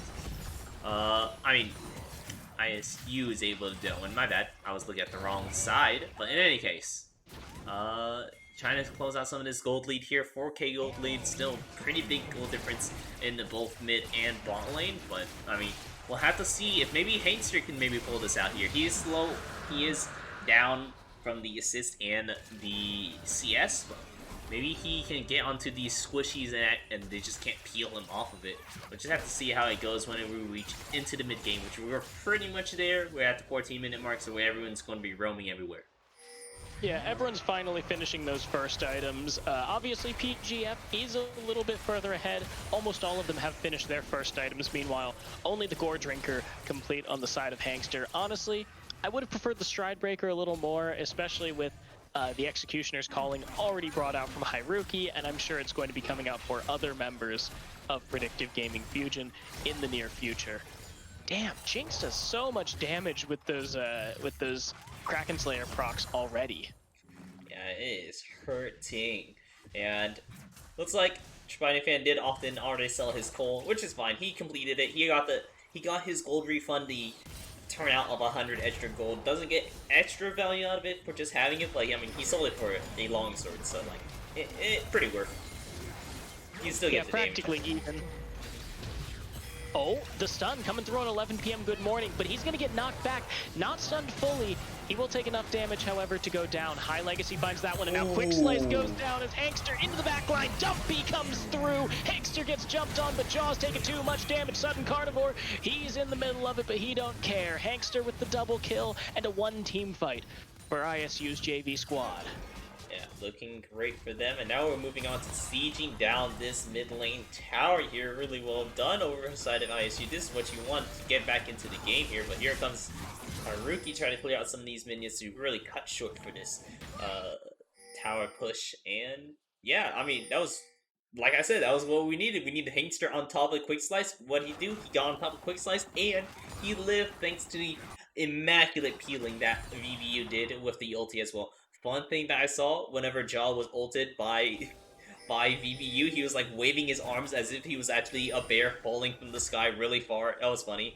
For a quick second while all of that was crumbling down over for PGF. It's still strong foundation under their belts, but it looks like they want a little bit of revenge for Quick Slice here. Oh, Hankster, good E away from that hook. 11 p.m. Good morning. Would have had to predict that pretty well, but I was thinking, like, what are you doing, man? Get out of there. Luckily, he knew what he was doing. He managed to get himself out, and this Rift Herald will go over to Predictive Gaming Fujin. They've got all 5 members sitting around it, while the members of ISU JV just reset. It'll be a nice reset. 11 p.m. is going to be taking up that one. I'd say that's a little unfortunate because, like, I would also like to see, like, maybe Shink pick that one up just so she can finish up clearing this wave and then get a quick reset to go back to whatever she wants to go for more farm. But, I mean, hey, 11 p.m. having the Rift Hero means that he has freedom just like the jungler in order to move it around the map. Plus, a little gold for your supports is never a bad thing. It looked like he didn't intend for that to go in because Jaw was moving toward it as well, and I think 11 p.m. Good morning happened to clip it as he was walking away, so kind of unfortunate there. But let's look back at the gold lead. 4,000 gold still in favor of Predictive Gaming Fujin, and that just kind of reinforces the point. It really wasn't about the number of kills that they had over ISU JV. It was about the pressure that they managed to create and the CS leads that they've managed to accrue. A combined 70 CS between the mid and the ADC here for Predictive Gaming Fujin, 15 in the jungle, and dead even in the top lane. But that is also because Hankster has spent a little bit more time up there recently. Yeah, I mean, if we're looking at individual gold leads, Hankster has about a 1.3k gold lead, 1.2k gold lead against his laner, but that's where a lot of these gold leads stop. It's now Jaw with 300. We're seeing mid lane Chapanya fan having a solid 1.7k. Bot lane we're seeing a 2.5k, and then in the support role, even there, we're seeing a 400 gold difference, all in favor of BGF. Yeah, now the Cloud Dragon is the target. Both teams are caring about this pretty significantly. Not only does Predictive Gaming Fujin want to get to that soul point, under no circumstances does ISU JV want them to have soul point, so they're moving on to Jaw. The smite committed here by Riddy. High Legacy doing a lot of damage, but taking even more. Chapanya fan, man, you just do not miss with those rockets. He really does not miss. I mean, he has the Super Mega Diff rocket still in pocket, so they're looking for it. And when you're this far ahead, a third Drake is just in your future here, right? You look for something. Cool. Yeah, and Haruki takes a lot of damage coming through, and he may have overstepped as High Legacy gets his 3rd kill of the game. He was looking for the assassinate. Haruki was onto High Legacy, but the flash, beautifully timed there, will keep that Aphelios safe. Brady takes some damage, and Sudden Carnivore, suddenly inting. Yeah, very unfortunate. He actually opted in to finish the Zonias, which is pretty interesting, actually. And there goes Riddy. He's going low. He's going down. Quick Slice gets the reset. How much can this Jinx do in this fight? The flash forward, the heal burned. And now BBU clutch. He's going to die for High Legacy sins. That's 2 more. It's 4 for 1 for nothing at the end of the day. And the Baron is in the sights for PGF. Yeah, and I want to say thank you for NW Felton Yeah, and W Felton is what I'm going to go with for that name. Thank you for the sub, tier 1. Thank you very much for that one. And continuing on forward, it's like we're going to this bear. We have a 5k gold lead in favor of PGF, and they really want to just not let go. They want to keep at it. Oh, that was almost a steal, honestly. That was very close. I was holding my breath for that one, but Hankster, valiant effort, but he will not manage to do it. Has to flash out. And now Corki has a 650 gold bounty on his head. An easy way back into the game here for ISU JV is just hand that one to Vigar. He has the Zanya's Hourglass. He has not gotten his Mythic yet because really you don't need that kind of power spike when you're Vigar. You just want to scale, sail smoothly, and be defensive. Get your Zanya's Hourglass and make sure that you're not dying to this pretty much all AD team. Yeah, pretty much all AD indeed. I mean, Corki does have some has like his passive. I think converts 80% of his auto attack, but damage into magic. But then his rockets, I'm pretty sure, is physical. His E is physical and magic. Yeah, just a lot. His abilities are physical, but his auto attack are pretty magical. And John now taking a lot of damage from Hankster. Neither has grievous wounds, so they will just start healing up off of each other and end up walking away. Hyruki is top lane, and Jaw doesn't want to take that without his top laner. Hankster doesn't want to take it with the top laner. Yeah, he's just gonna decide, it's like, I'm gonna do Krugs, have VBU clutch at the second tier tower, so if we do go for something, it's gonna be in a safer position. Hankster just not phased at all. Rocket just gonna whiz on by. Hankster gonna have to get out there. Yeah, Hankster, he barely manages to survive that one. It looks like there's a counter engage coming in on 11 p.m. Good morning, good night, as Hankster is on a rampage. Mid lane pushing for Chapanya fan, and High Legacy is going to need some help because that 5-1 Corki is super strong. Now Hankster getting 3-man dubbed on him. He has that Sterix gauge, but Jaw dumps down on him. VBU clutch will die as well, and Chapanya fan finally goes down. It's High Legacy picking up the kill. A 2-for-2 across the board, but now top lane pushing here for PGF. This gold difference is going quite huge. 8k gold, but they're going to lose this or they're going to get this inhibitor tower on top of that. So maybe we can see something else coming out of it. No, it looks like Hyruki manages to get away from that baby cage, and now with the cage down, they will take the inhibitor and walk away. First inhibitor of the game here, 23 minutes. Yeah, it is getting quite a spicy one, and just in case, I don't want to call anything, but I'm just gonna, just in case it is looking a lot in favor for PGF, I'm gonna get ready to pull up Silver Scrapes at the very least, if we do make it up to Game 3, boys, as per tradition. As per tradition, because we don't do best of fives during quarterfinals. Now at 23.5 minutes, 35 seconds until the Cloud Drake comes down. It is do or die for the ISU JV, folks. There's, the Jinx doesn't really succeed all that much with a Cloud Drake, but we're looking at that Corki. We're looking at the Dominus and the Stormbringer. So Jaw, Hyruki, Chapanya fan, all three of those will use a Cloud Drake very well. Not to mention, everyone loves a little bit of ability haste on that ult. Hyruki has the teleport. We're seeing the teleport come in from Chapanya fan as well. And now the engage coming through. Roots for everyone, and Quick Slice does get jumped on by VBU Clutch. He is stunned. He cannot be part of the fight, but he's going to take down VBU Clutch. That's a reset. That's one. Can he find a second in Hankster? Can he keep running people down? Sudden Carnivore. He's going to go very low. Chapanya fan all but one-shots him, and he finds a triple kill. It looks like the team is going for the end. PGF wants to even this one up and queue up that Silver Scrapes. Yep, so I have him ready to get going, and looks like we're just running towards the end. We have 10 seconds until VBU Clutch comes up here and High Legacy, but I mean right now it's only Riddy. He has no way clear in order to stop him, and he's really just, it's going to be an all out right now if they want to try to make something happen here, but it looks like that is going to be the end congratulations to PGF. You just tied up the score, and we're going on to Game 3. Game 3 coming up, so don't go anywhere because we'll be right back as soon as these players get ready and get into draft because I cannot wait for it. And here we go.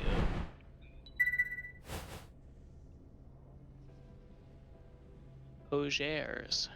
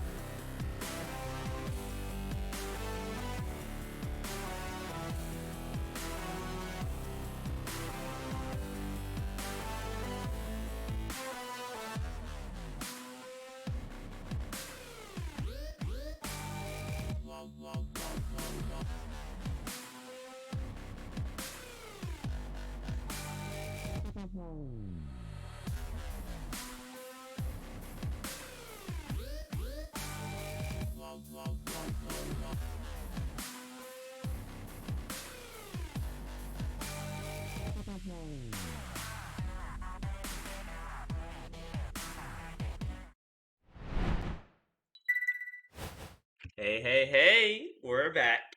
Once again, it's PGF versus the G&E Club ISU JV, and we've tied it up here. We saw an immaculate game coming ISU for just huge macro plays, and PGF have changed up their draft in the second game and brought it back, evened up the scores, and now we're on to Game 3. We have quite the show.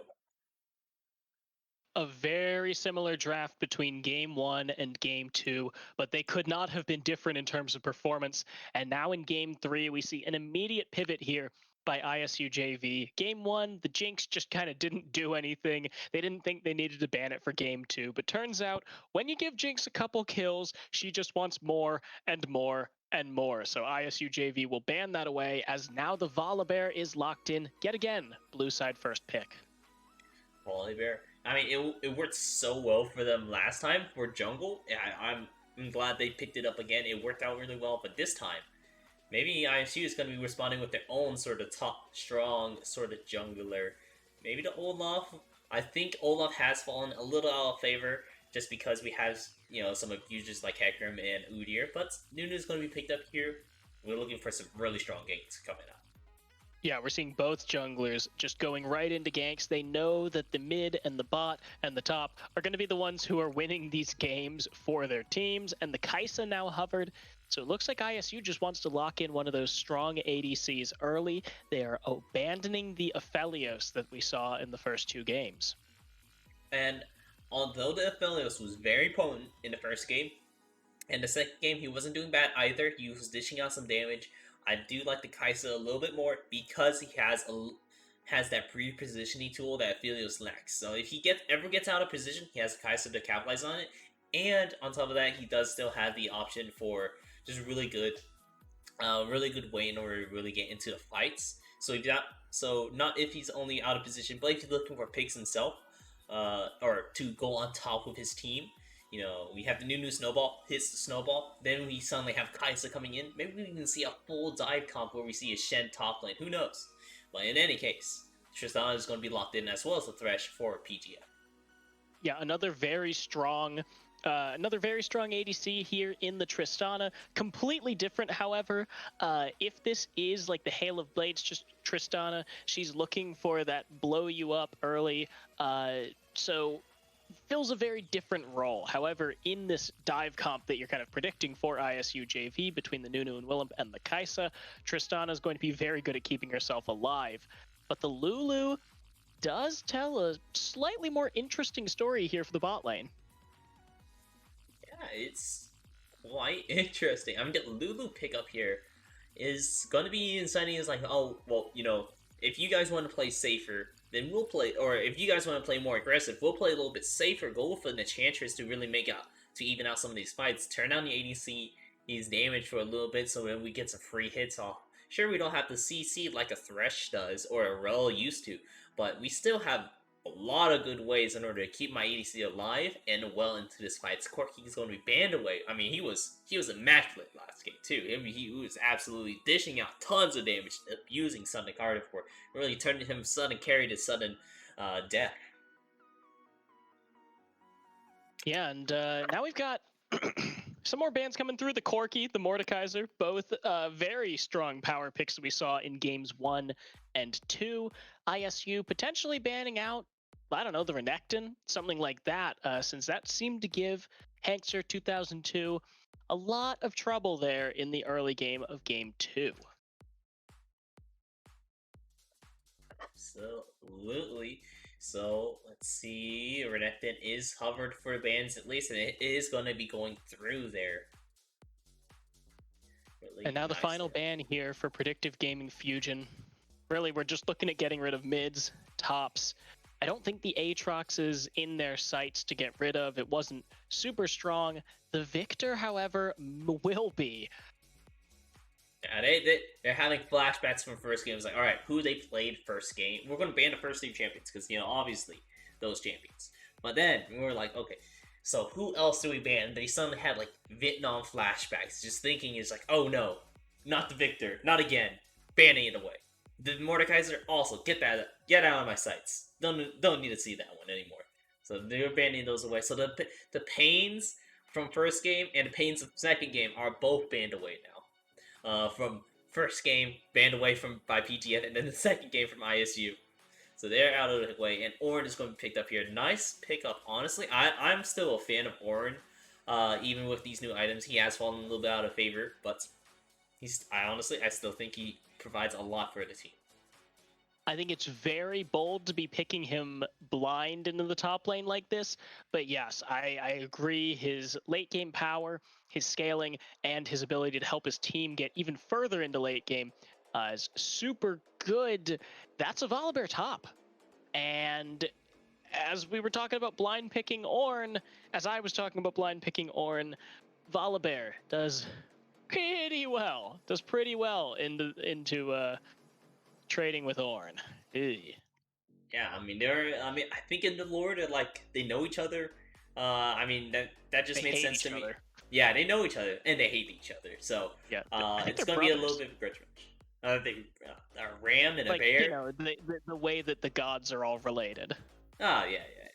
So you know the Forge God and then Thunder Bear know each other, so it's going to be a little bit of a grudge match in the top lane. We have to see if Orin can survive against Volibear, which honestly is a pretty strong-sided top laner. He has a lot of dominating power. He has a lot of ways to heal up in longer trades against Orin, who loves short trades. So we'll have to see how that really goes. If Orin can really try to take advantage of Volibear, or if Volibear is just going to be running him down with that Q that you really just can't stop. You just really have to hope that you can just outrun or survive. Yeah, between the Q shield on the E for Volibear, it will be very hard for Ornn, even in these short trades. Of course, longer trades will always favor Volibear thanks to his W, but Ornn really succeeds off of like the, use the Bellows Breath, clap people, charge away with the Searing Charge. It doesn't work like that with the Volibear. He can stun you, he can just do all sorts of horrible things. And yeah, this top lane, it's probably not going to go very well for the Ornn.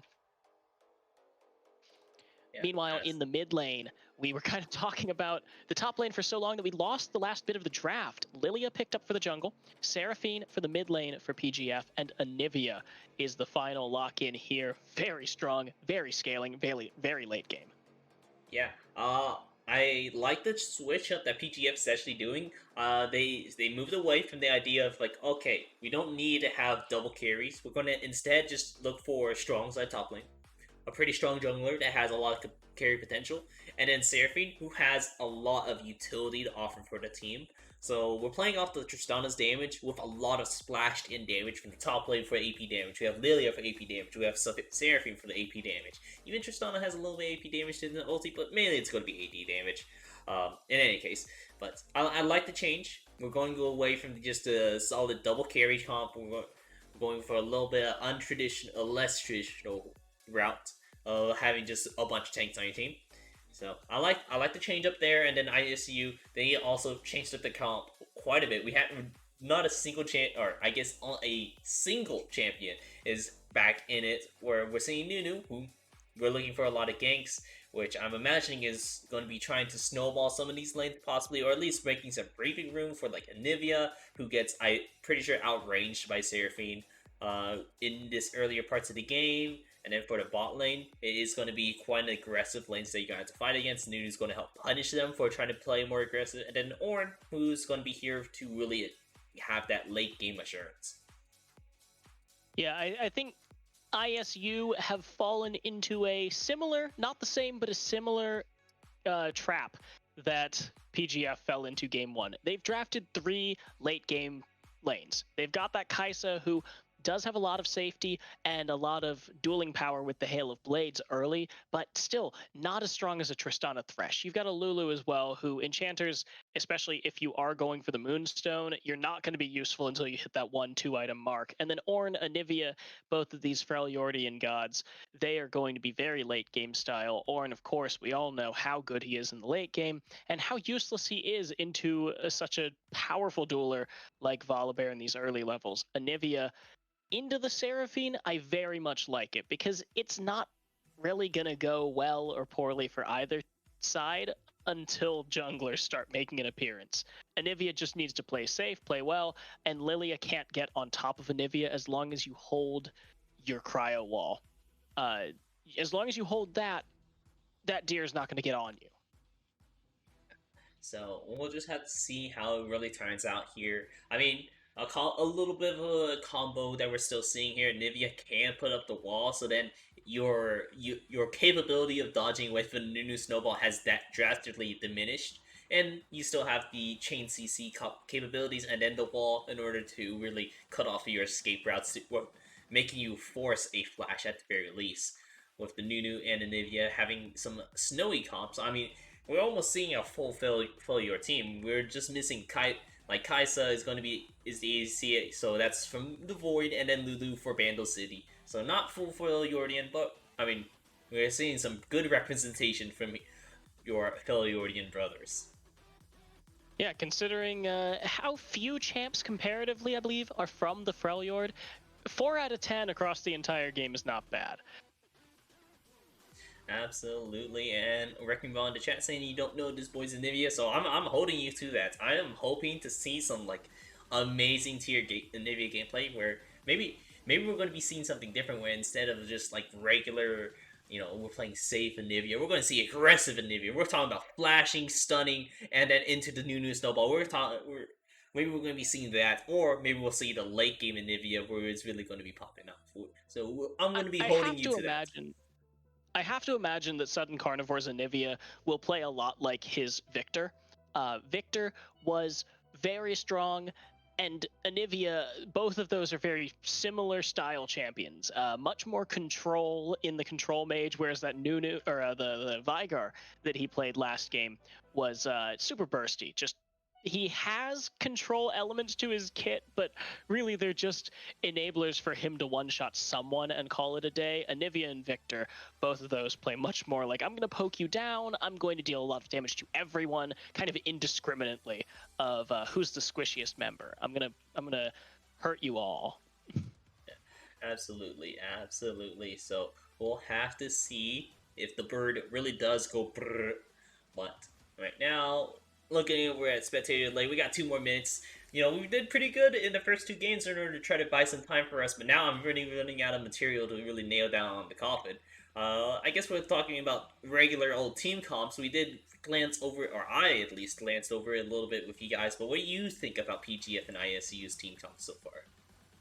So PGF is interesting to me because I do sometimes see the Lilia Seraphine, and every time I have to ask myself, which one of you is going Moonstaff and which one of you is just going to go regular AP? I always like to see Lilia go a little more standard, like Leandri's double burn items, and just kind of burn down these tanks. And we're going to see two very tanky boys, as well as Lulu giving people extra health with that wild growth. Lilia doesn't really care about that because she does percent damage between the Leandri's Torment and the Demonic Embrace. So as long as Lilia is going for the double burn items, I'm happy. Seraphine does much better with the Moonstone, although that did just get nerfed from mid lane. It is a much better support item now, which is why I'm happy to see the Lulu on the side of ISU JV. Both of these teams, I think, are going to have very explosive team fights. Between Tristana and Kai'Sa being able to dive into the enemy backlines respectively, we should be able to see people like trying to assassinate these high-value mid jungle on the side of PGF or the Lulu on the side of ISU. It'll kind of be a back-to-front team fight comp. Yeah, it is going to be interesting to see here. And then Orn items, it's really going to be testing our knowledge because since we haven't seen a lot of Orn this season, I haven't been keeping up the best with my Orn items. All I remember is Gale Force is the Typhoon. So some of these names make sense, but not in the sense that I wanted to make it. At least they like, if you look up the definitions, they relate to it, but it's like Eclipse turns into Stigi. I don't know how to pronounce it, but there's a lot of Y's in that one. And Gale Force and Typhoon makes sense. Sunfire is pretty much the same. Turbo Ken Tank turns cooler because it turns into like Turbo Chem Tank Experiment, something like that. I don't know. It turns into something actually pretty cool. So we'll have to see what it turns into. Let's go ahead and jump right into the game here.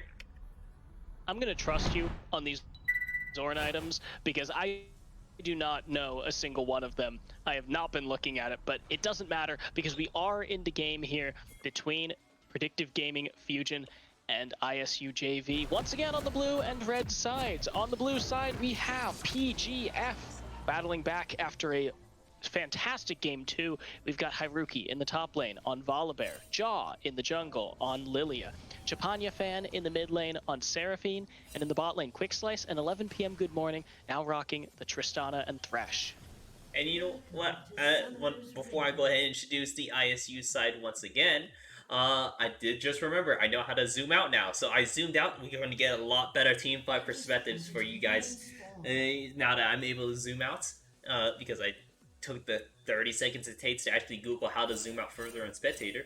But let's go right into the game. We have ISU JV, Hainzer in the top lane playing Ornn. We have Riddy back in the jungle with the Nunu. So let's see how potent that's going to turn out. Sun and Carnivore. Let's see if he's going to sudden carry with the Anivia in the mid lane. And then for the bot lane, we got High Legacy and VBU Clutch playing that Kai'Sa and Lulu. And again, no one really wants to do anything level 1, and we've exhausted more than our fair share of pre-game topics talking about this draft, so just play a little bit of elevator music in your head and watch the Orin dance while we get into these leashes. Of course, both teams starting bot side. Lilia needs that early leash before she can start kiting these camps really well. Meanwhile, Nunu just does well with the buff. Yep, absolutely, absolutely. So, just looking to optimize some of their pathing, seeing that both teams decided to stay on this side, like exactly this order. They didn't change it up. They're like, yeah, I like doing this, so we can pick champions plan for this. And in that case, now we're looking for, uh, some top pathing, maybe even bot pathing a little bit from Jaw, but he looks like he's actually going to just opt in for like a full clear, going with Krugs and then Raptors into his top lane, and then back probably go for something, or maybe go for a little bit of a later sort of gank for the top lane, while Gritty opting in to skip out on this, his romp. He's going to be opting in for a little bit of closer one, and Vital saying that who you have money on this. How about we go ahead and do a prediction since we have everyone here and no one knows who's going to win yet. So I'll set that up while you go ahead and try to take it from here, Irvid. Yeah, so we actually do see Haruki move into the jungle. He will try and get a little bit of vision here on Riddy. Good move since he already shoved in Hankster into turret. He has a little bit of a CS advantage over this Ornn, and it's not like he's going to be losing any kind of XP. Sudden Carnivore, meanwhile, getting his early licks in on Chapanya Fan, getting him down to about 40% here. And it's already going well for the side of Predictive Gaming Fujin. They're a couple hundred gold ahead just by these little CS leads in mid, in bot, and much smaller, but still in top. There we go. Not missing the cannon under turret. I always hold my breath whenever an ADC has to like take the first or second cannon under there, because I always miss it. Yeah, absolutely. But then I'm gold. Well, yeah, I mean, me too. I play mid lane. I AFK Xerath push, so I just throw out my abilities, and if you're near your minions, I get a free hit off you guys too for mana flow ban. So it's not like I do any better in this case. So we'll see. DC Riddy is in that bot side, take out that Rift Scuttle. So we might be looking for an early gank for the bot lane, or maybe some invades, but there's no camps to be had because Jaw opted in for a full clear. Yeah, and I do want to see what Riddy does here, because Quick Slice is obviously going to be shoving forward, and now Jaw comes into the top lane and will force the flash out from Hankster. He does miss that Swirl Seed, but now 11 p.m. good morning, maybe in a little bit of trouble. He has the flash available, but Riddy is here. First blood for High Legacy. Yeah, good hold on the flash. I mean, I'm assuming that they saw them through one of the two wards they had in that Tribush. One in Tribush, one in Weaver. So they knew it's like, okay, I'm pretty much dead already. I'm just gonna hold off on using the flash. I'm just gonna, so we don't lose out on more, don't lose out on our combat power. We want to be able to hold on that and make sure that we are sticking to a pretty good game plan. Now, we do see Chapanya Fan, Sudden Carnivore, both of them just vibing here, and still a little bit of a CS lead for Chapanya Fan, about a wave's worth. Sudden Carnivore has been pushed under turret for a lot of this, so he has... Riddy, you may be in a little bit of trouble. You have the flash, he gets played, he gets rooted, and the mid lane gets the kill. Dude, you did that without vision. Vital, I think you made a hasty decision on going all in for that, but I do love the attitude on going for 1200 over for the side of ISU. Hey, this is still early game. Early game is pretty important, but we'll just have to see if ISU is going to be able to make it on out of here. Hankster is taking a lot of damage from Haruki, and Haruki's sitting in a pool of minions as well, taking up the damage, and he's still winning out on these trades. And now Sudden Carnivore has to play a lot more respectfully in this mid lane. Chapanya Fan still hasn't backed, so he doesn't have the spoils of his labor with that kill, but you know, he's got a ton of CS. He's got a ton of extra CS, over 10 CS lead here at 5 minutes, and that's not very good. If you want to be a Nivea, you just want to farm up and you don't want to ruffle any feathers, so to speak.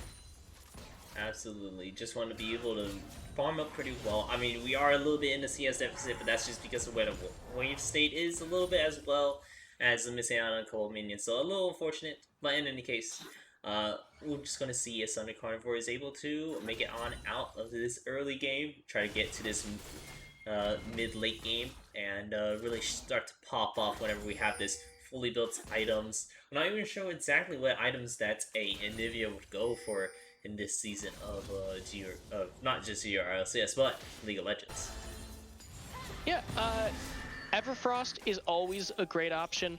You're not going to really get super close range the way that you do on a lot of Everfrost champions like Sylas or something, but you still like having that extra slow, able to peel yourself away, and there aren't really better options for you. I mean, Luden's does burst, Leandri's does burn, and if you're going for these like long, extended kind of sieges where you just want to poke and let the items do the work, you could, certainly. It'll be up to Sudden Carnivore how he plays this Anivia.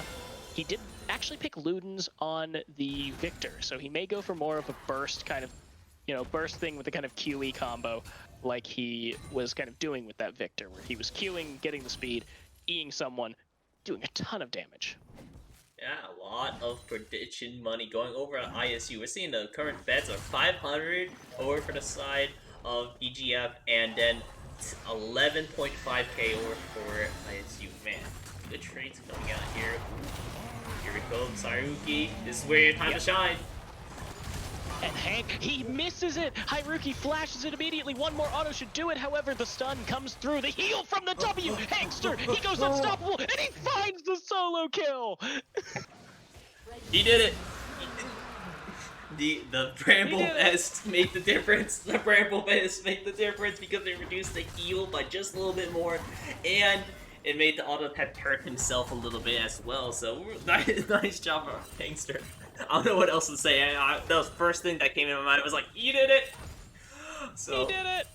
I mean, like that Ornn passive, actually buying items while you're still in lane.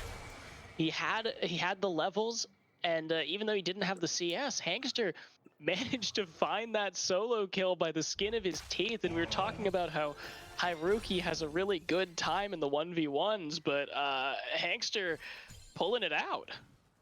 Yeah, Hankster able to make it out of there. We were talking about how in these extended fights Haruki has the difference, but right now the difference is over in Hankster's field because he's winning out on some of these trades. It's evening out now. But Hankster is still going aggressive on this because here comes the snowball. Yeah, and here comes Haruki getting knocked up. Hankster taking a lot of damage, double drowsy coming through. Ready, he has the Absolute Zero. Hankster, he's not down, he's very low. Absolute Zero comes out to draw Jaw away, and it will just be the one kill for Riddy. Well done over for the side of ISU. The predictions starting to come true now. We're seeing Hankster. He's actually beating up against Haruki in this lane, which is kind of surprising because we're talking about how Haruki does a little bit better into this as the volley bear. But Hankster, he's holding on his own really well. He's trading out shorts, or he's making short trades. He's playing it well, and just making sure that he gets pretty much max damage off. He even missed out on that Ornn Horn previously, but it didn't matter. He got the first charge of it, which is all he needed in order to get that brittle proc. He had his another Bellows breath in order to proc his passive once more again, and just did a lot of damage over Haruki to just not able to heal it up thanks to that Bramble Fist he had. Yeah, so now 3 kills to 1,000 gold lead here for the side of ISU JV. So everyone who predicted ISU JV, including Jack Loves Lamps, 10,000 in there. It's looking pretty good for him.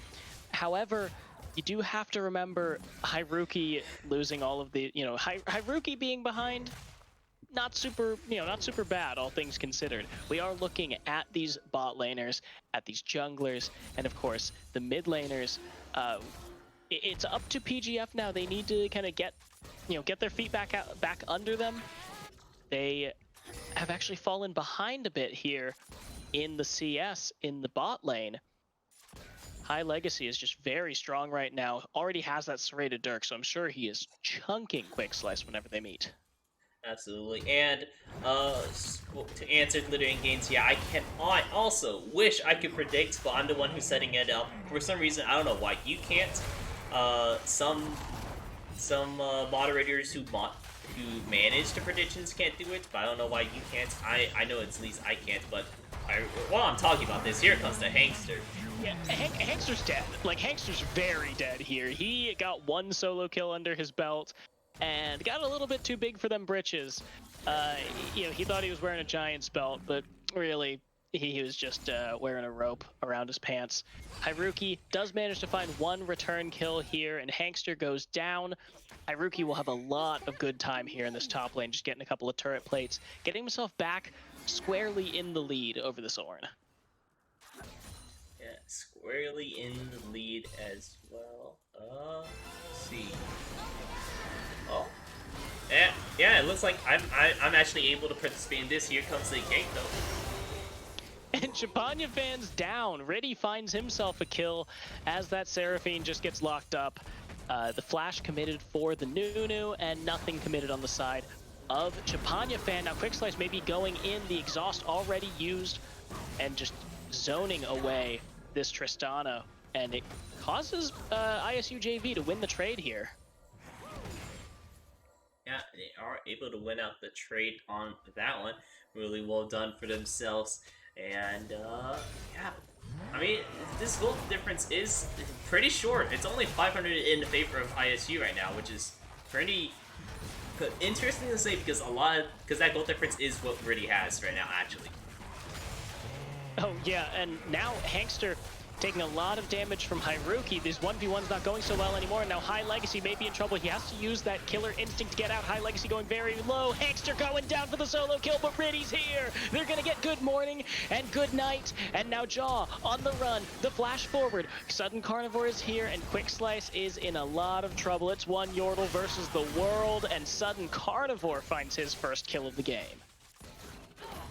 And I'm going to be trying to even... So, for some reason, I can also vote now on these. It said that I'm not supposed to be able to because I'm moderating the predictions, but I'm going to drop in my 2 cents for this and dropping in a nice 2.5. I can also drop in a little more because I've been watching a lot of these streams, but in any case, I'm dropping it for the boys, and I'm using these powers. This is I'm making the predictions, and now I'm going to rig it. I mean... You guys can watch it. Biased casters, both of them betting on Predictive Gaming. My bad. Okay, let me switch my vote over. But while we were memeing a bit about those predictions, Riddy does manage to pick up second dragon here for ISU JV. So not only are they a comfortable 600 ahead after that kill, but they are also going to have an extra dragon in their pockets, and Hankster even managed to save his turret going up there. Haruki was not able to find the kill on that for first turret. Yeah, it is gonna be low here. Honestly, I'm still just watching chat, so I did not exactly hear what you said, but I'm just gonna be moving on forward with it, and here comes the Rift Herald. Here we do have both junglers in the area, alongside of the top laners. Mid laners are rotating over, plus 11 PM, who's honorary jungler, who's roaming on over as well. And Haruki is caught. That's called the Forge God coming through. The Stormbringer dropping down. Hankster gets Jaw very low, but it's not enough to kill. Couple of ults traded, 2 on each side. Now Champagne fan has to flash away because VBU Clutch is here for the gank. Hankster is going to try and duel Haruki again. My man has no fear, and Riddy is here to support, but that is 11 PM good morning rotating up top side, leaving both bot laners to 1v1 as VBU Clutch sprints it back to lane. Yeah, and he's able to rotate much faster than 1 PM, so they're looking to try to make something happen, but Rocket Jump's going to keep up the safety right there. Not going to be letting this run amok any further. Having Freddy over on the side here, we're still looking to maybe make something happen in the top lane. Maybe make a Rift Herald, maybe make a gank happen. Go for a pretty big swing for the top laners because they're both, you know, pretty decent if you can get them at least a little bit ahead. First tower is going down over for this BTF. Yeah, in favor of PGF. They've got 3 men up here, and it will finally pay dividends, but the bot lane turret will go down as well. So it is an even trade here, and giving more gold to the Kaisa rather than onto this Lilia, certainly preferable for the side of ISU JV. They'll have to get the Rift Herald to make it worth, and a little bit of an item check. Chapanya fan has finished that Leandri's Torment. It looks like Jaw is also approaching Leandri's Torment, so it doesn't look like there will be any kind of Moonstone for the side of Predictive Gaming Fujin. Yeah, Sag, honestly. I mean, I'm a fan of the Moonstone Renewers to an extent. I don't love it in the mid lane just because I don't want there to be a million healing when you already opted in for it. You know, I don't like how it's like having a funnel Yi kind of. You know, you have not only do you have like you don't have a mid laner and you're relying a lot of your damage onto the Yi, but it's like you also have an extra support, and it feels bad to play against when there's 2 supports because they're just too good at their jobs. Honestly, it's just keeping the guy who want to kill alive. So I wasn't too much of a fan of it. But, I mean, it was just a really good build to have. The sustain was immaculate in order for your team. It was absolutely, like, it heals you for a lot. So, I'm glad it's nerfed to where it's really a supporters kind of item. Speaking of supporters, we got a Enchantress, a VVU clutch, grabbing that Moonstone Renewer right now. It is chef's kiss, as they say, but now 11 p.m. good morning, maybe in a little bit of trouble. That Encore coming through, finding 2. High Legacy is down already, and Riddy is alone. The Wild Growth is committed, and VBU Clutch actually flashed. It flashed to nowhere. He's going to die as well. Predictive Gaming Fujin grabbing the gold lead, dropping the Herald, and they now have control over this Dragon Pit 45 seconds before the spawn. Dragon control before 40 seconds is pretty important. Generally, whenever you have dragons, 40 seconds is like the time you want to try to recall. You can recall a little bit before then, but 40 seconds makes it so you can recall, get back to base, buy your items as long as you don't like spend an hour shopping in there, make it back into lane real quickly, and then make it back to Dragon right before the Dragon spawns. If your team wants to fight for it, you get a little bit of side control, but you don't have to worry about that if you're already there. Yeah, and Hyruki jumping on to Hangster, but now Jaw may be picked. Riddy going to move forward, and Jaw's just dead. The Lilia in the exact wrong place at the exact wrong time. His team was not there to support, and it looks like this means 3rd Dragon now going over to ISU JV. They're not even going to give a chance to steal. There's no jinx in this game. There is no chance for an SMD rocket steal. No chance indeed, but here it comes. Here comes the fight. Hangster gets the call of the Forge, got interrupted, but 11 p.m. good morning is down. Ready on a killing spree as they pick up not only the Dragon, but also the kill. High Legacy tries to go in for the Killer Instinct, but won't be able to get in range. I was really hoping it was actually in range. I was like, oh, it's gonna happen. They're about to pick up 2 kills on top of having Drake. They already have 3 Drakes into their name, and so far, whoever had 3 Drakes has 1. So, not saying anything. Unfortunately, I did put in all my bets over for PGF because I wanted to match Jack Love's Lamps over for ISU. But gotta make it interesting, you know. Gotta up the ante at the very least. Yeah, CKG also regretting his last-second impulse buy on PGF. He went all in on them, so so maybe we're not the only losers here. But of course, the game's not over. The game's barely even started, as the gold is still deadlocked. You said that the 3 Drake win condition was 100% win rate in this series, and while you are right, a sample size of 2 is a sample size of 2. Is 20 minutes now, and all of the gold on the side of ISU JV is centered around Riddy and High Legacy. Meanwhile, Hyruki is the very strong man on the side of PGF. Yeah, Hyruki is pretty strong. We'll need to try to transfer some of this gold lead, but here comes that Hangster just getting picked off. Absolutely picked off here. Yeah, he's gonna have to flash. The encore still hits him. The charm comes through. Fan gets the kill, and now Riddy, he's very tanky. Got a lot of extra health. The High Legacy already has to heal flash away. Hyruki in the backline. He's doing so much damage, but he's taking a little bit more. So far, it's a 1-0. The pick comes through onto Sudden Carnivore. He is going to get egged. He's got egg on his face, and they've got egg in their pockets. A shutdown for Fan. 2 kills for nothing, and it looks like they may be considering this Baron. My money is a little bit more secured, but I mean, we have Riddy who has Smite and his Chomp, so if I'm PG, I have to turn on him immediately or it's over. He doesn't have Flash, but we're going to have to try to make a turn happen if we want to have a chance for this Baron.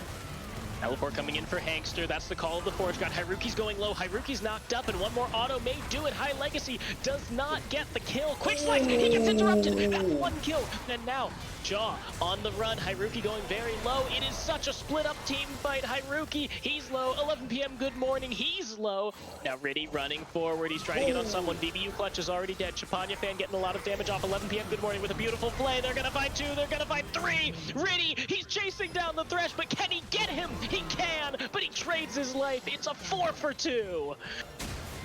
And I feel so dumb that I put up the scoreboard back up thinking that there wasn't going to be another fight. But oh my goodness, the bowling ball that hits the Lulu who was on 1 HP. And then on top of that, we had a High Legacy that got hit by the Q from Fan to fight a burn, which is just enough in order to kill him as well. Making that a pretty... I want to say it's still 1-5 over for the side of PGF. They're almost 3k, 2.5k gold in favor for themselves, and not only that, the gold split up between their members. So it's not only on Hyruki, who's the big dog in this jungle anymore. We're looking at individually for gold top lane. He's still dominating pretty well, seeing that's a 2.4k gold lead. That's actually that is the lead, but. On top of that, we're seeing the jungle having a pretty nice lead of 300 gold. I mean, they're both around the map as well, but he's slowly getting back into this. He's pretty much uneven, and I think Lilia does a little bit better than Riddy does with having this much gold. Fan also having a gold lead for himself, 1.7k, and bot lane is all in the favor for the ISU, which now we're looking for a possible Baron call here. Interesting to see, but we'll see if it pans out for them. Yeah, it's the sneaky Baron. There is no vision on the side of ISU JV. They just used that blue ward in the pit. Riddy can get in via flash, via that blast cone. They don't want to try and fight this, but the flash coming through Sudden Carnivore is already caught. That's 1, that's 2, that's 3! Predictive Gaming Fujin, they got the engage on it. They are going to force Riddy over the wall, and now the Baron is in their sights. But it looks like they just want to get that insurance, make sure that the Nunu cannot get anything. He uses the Absolute Zero, but he does absolute 0 damage. And Hyruki trying to run down the boy in his Yeti. They're going to get a lot of damage, but a lot more healing. And now, there we go, Predictive Gaming Fusion. They don't want to test their luck. They're just going to go ahead and stop this soul from happening. Absolutely. Right call to make. You know, honestly, me and my gold brain is like, we just won at Baron, I want the Baron, but they made a little bit better choice, going for this drag because they don't want to lose it. Oh, they lost it. Are you kidding me? Riddy, you're cracked. And oh now 11 p.m. good morning. He's going low, but he's not quite dead yet. He will find Hankster. Now BBU Clutch is the target. The wild growth is down. Riddy taking a lot of damage. Shutdown coming through. Jaw loses his life and hands over a lot of gold to High Legacy. It's a 2 for 1, but Riddy gets away with murder on the dragon. No. No, what do we call our own like watch bits things? Our channel points? Yeah, channel points. What do we call that? I'm just gonna call them get bucks. Because I have no other interesting name for them. Our proprietary name. Yeah, absolutely. So our get rep bucks are on the line. Recoins. Get recoins. I love it. Our get recoins are on the line, and I'm sad. I'm sad. We just lost the Infernal Drake, which is actually a very, very strong Drake. But I mean, even though we lost that, I do want to point out with the Baron, earlier at the Baron pit, we killed 3 people instantaneous.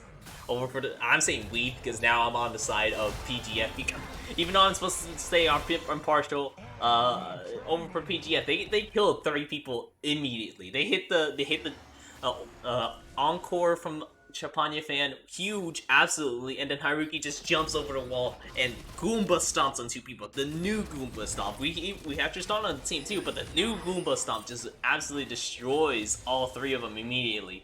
And I mean, that says a lot for their combat power, but now it's going to be lessened a little bit because the Infernal Drake is over on the side of ISU and not under their belt. Not a single Drake, not a single permanent buff is over for you guys.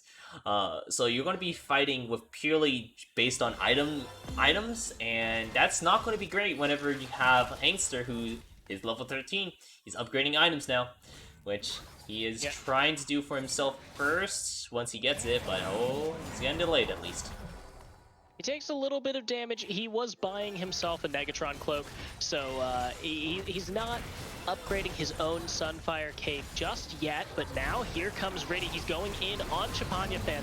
The Encore is available. Here comes the call of the Forge God. It finds 1, it finds 2, 3, but there is no follow-up engage here. So 2 ultimates, 1 ultimate committed or nothing from the side of Predictive Gaming Fusion. They don't really want to take anything into this Infernal Soul team on the side of ISU JV. They also don't have any healing from something like a Moonstone. They're really just working with what Seraphine naturally has, and they're gonna bait this Baron again. Riddy can certainly steal. We've seen him do it already this game, but what are they going to do? Are they gonna bait another fight turn it? Here it comes. The dump comes in, and here comes the Encore. Finally, Chapanya fan dominating as they find 1. Riddy going very low, and now High Legacy has to flash out, but he finds a double kill. He gets shut down, though. Chapanya fan is the only one left as Haruki gets run down and executed, knocked up, knocked down. Shutdown coming through, and Riddy, now he's chasing Chapanya fan. He gets that Summoner's Nimbus cloak. Chapanya fan, don't die for nothing. Gets the blue buff stolen for him. Okay, so alright, so our get wreck coins are still on the line here. Jack Love's Lamp, it looks like this is still so far back and forth. I'm still very much terrified, honestly. Because both teams are in a pretty good spot, but High Legacy is definitely online now, especially after that engage. Chapanya fan, please be careful, please be careful. Oh no. Chapanya fan might be down. He tries to find the kill on Sudden Carnivore, but he ends his life away. Hands over, double buffs, and a shutdown to Hangster, who's now level 15. He has upgraded the Leandri's Torment. He can upgrade 1 more item, I believe, as he ticks closer and closer to 16, and we are fully into late game now. It's 30 minutes. Both teams are getting their 3rd, 4th items. And this Infernal Soul putting in a lot of work for the side of ISU JV. Absolutely. I mean, High Legacy is online. He's doing the damage. He doesn't even have IE yet. He's probably going to get that as like a last item, if anything. Looking to probably grab maybe an instance reaver off this, but ooh, got to dodge away from this one. He's hurting a little bit there. But yeah. High Legacy, he's doing a lot of damage these fights. He's become a problem at the very least. He's doing a lot of damage. Not to mention that Sudden Carnivore is not doing a lot of damage. He's doing a lot of damage, especially with the upgraded Liandry's Torment into Liandry's Anguish. I'm pretty sure that's what it is. Lament. Liandry's Lament. Am I right? It is. Okay, cool. That was last season is what it was. But now it's Liandry's Lament. Orange Fire Crest is also upgraded for Ornn, because that's what it is automatically whenever he turns level 13. I think you can actually upgrade 1 more item now, but we'll have to see.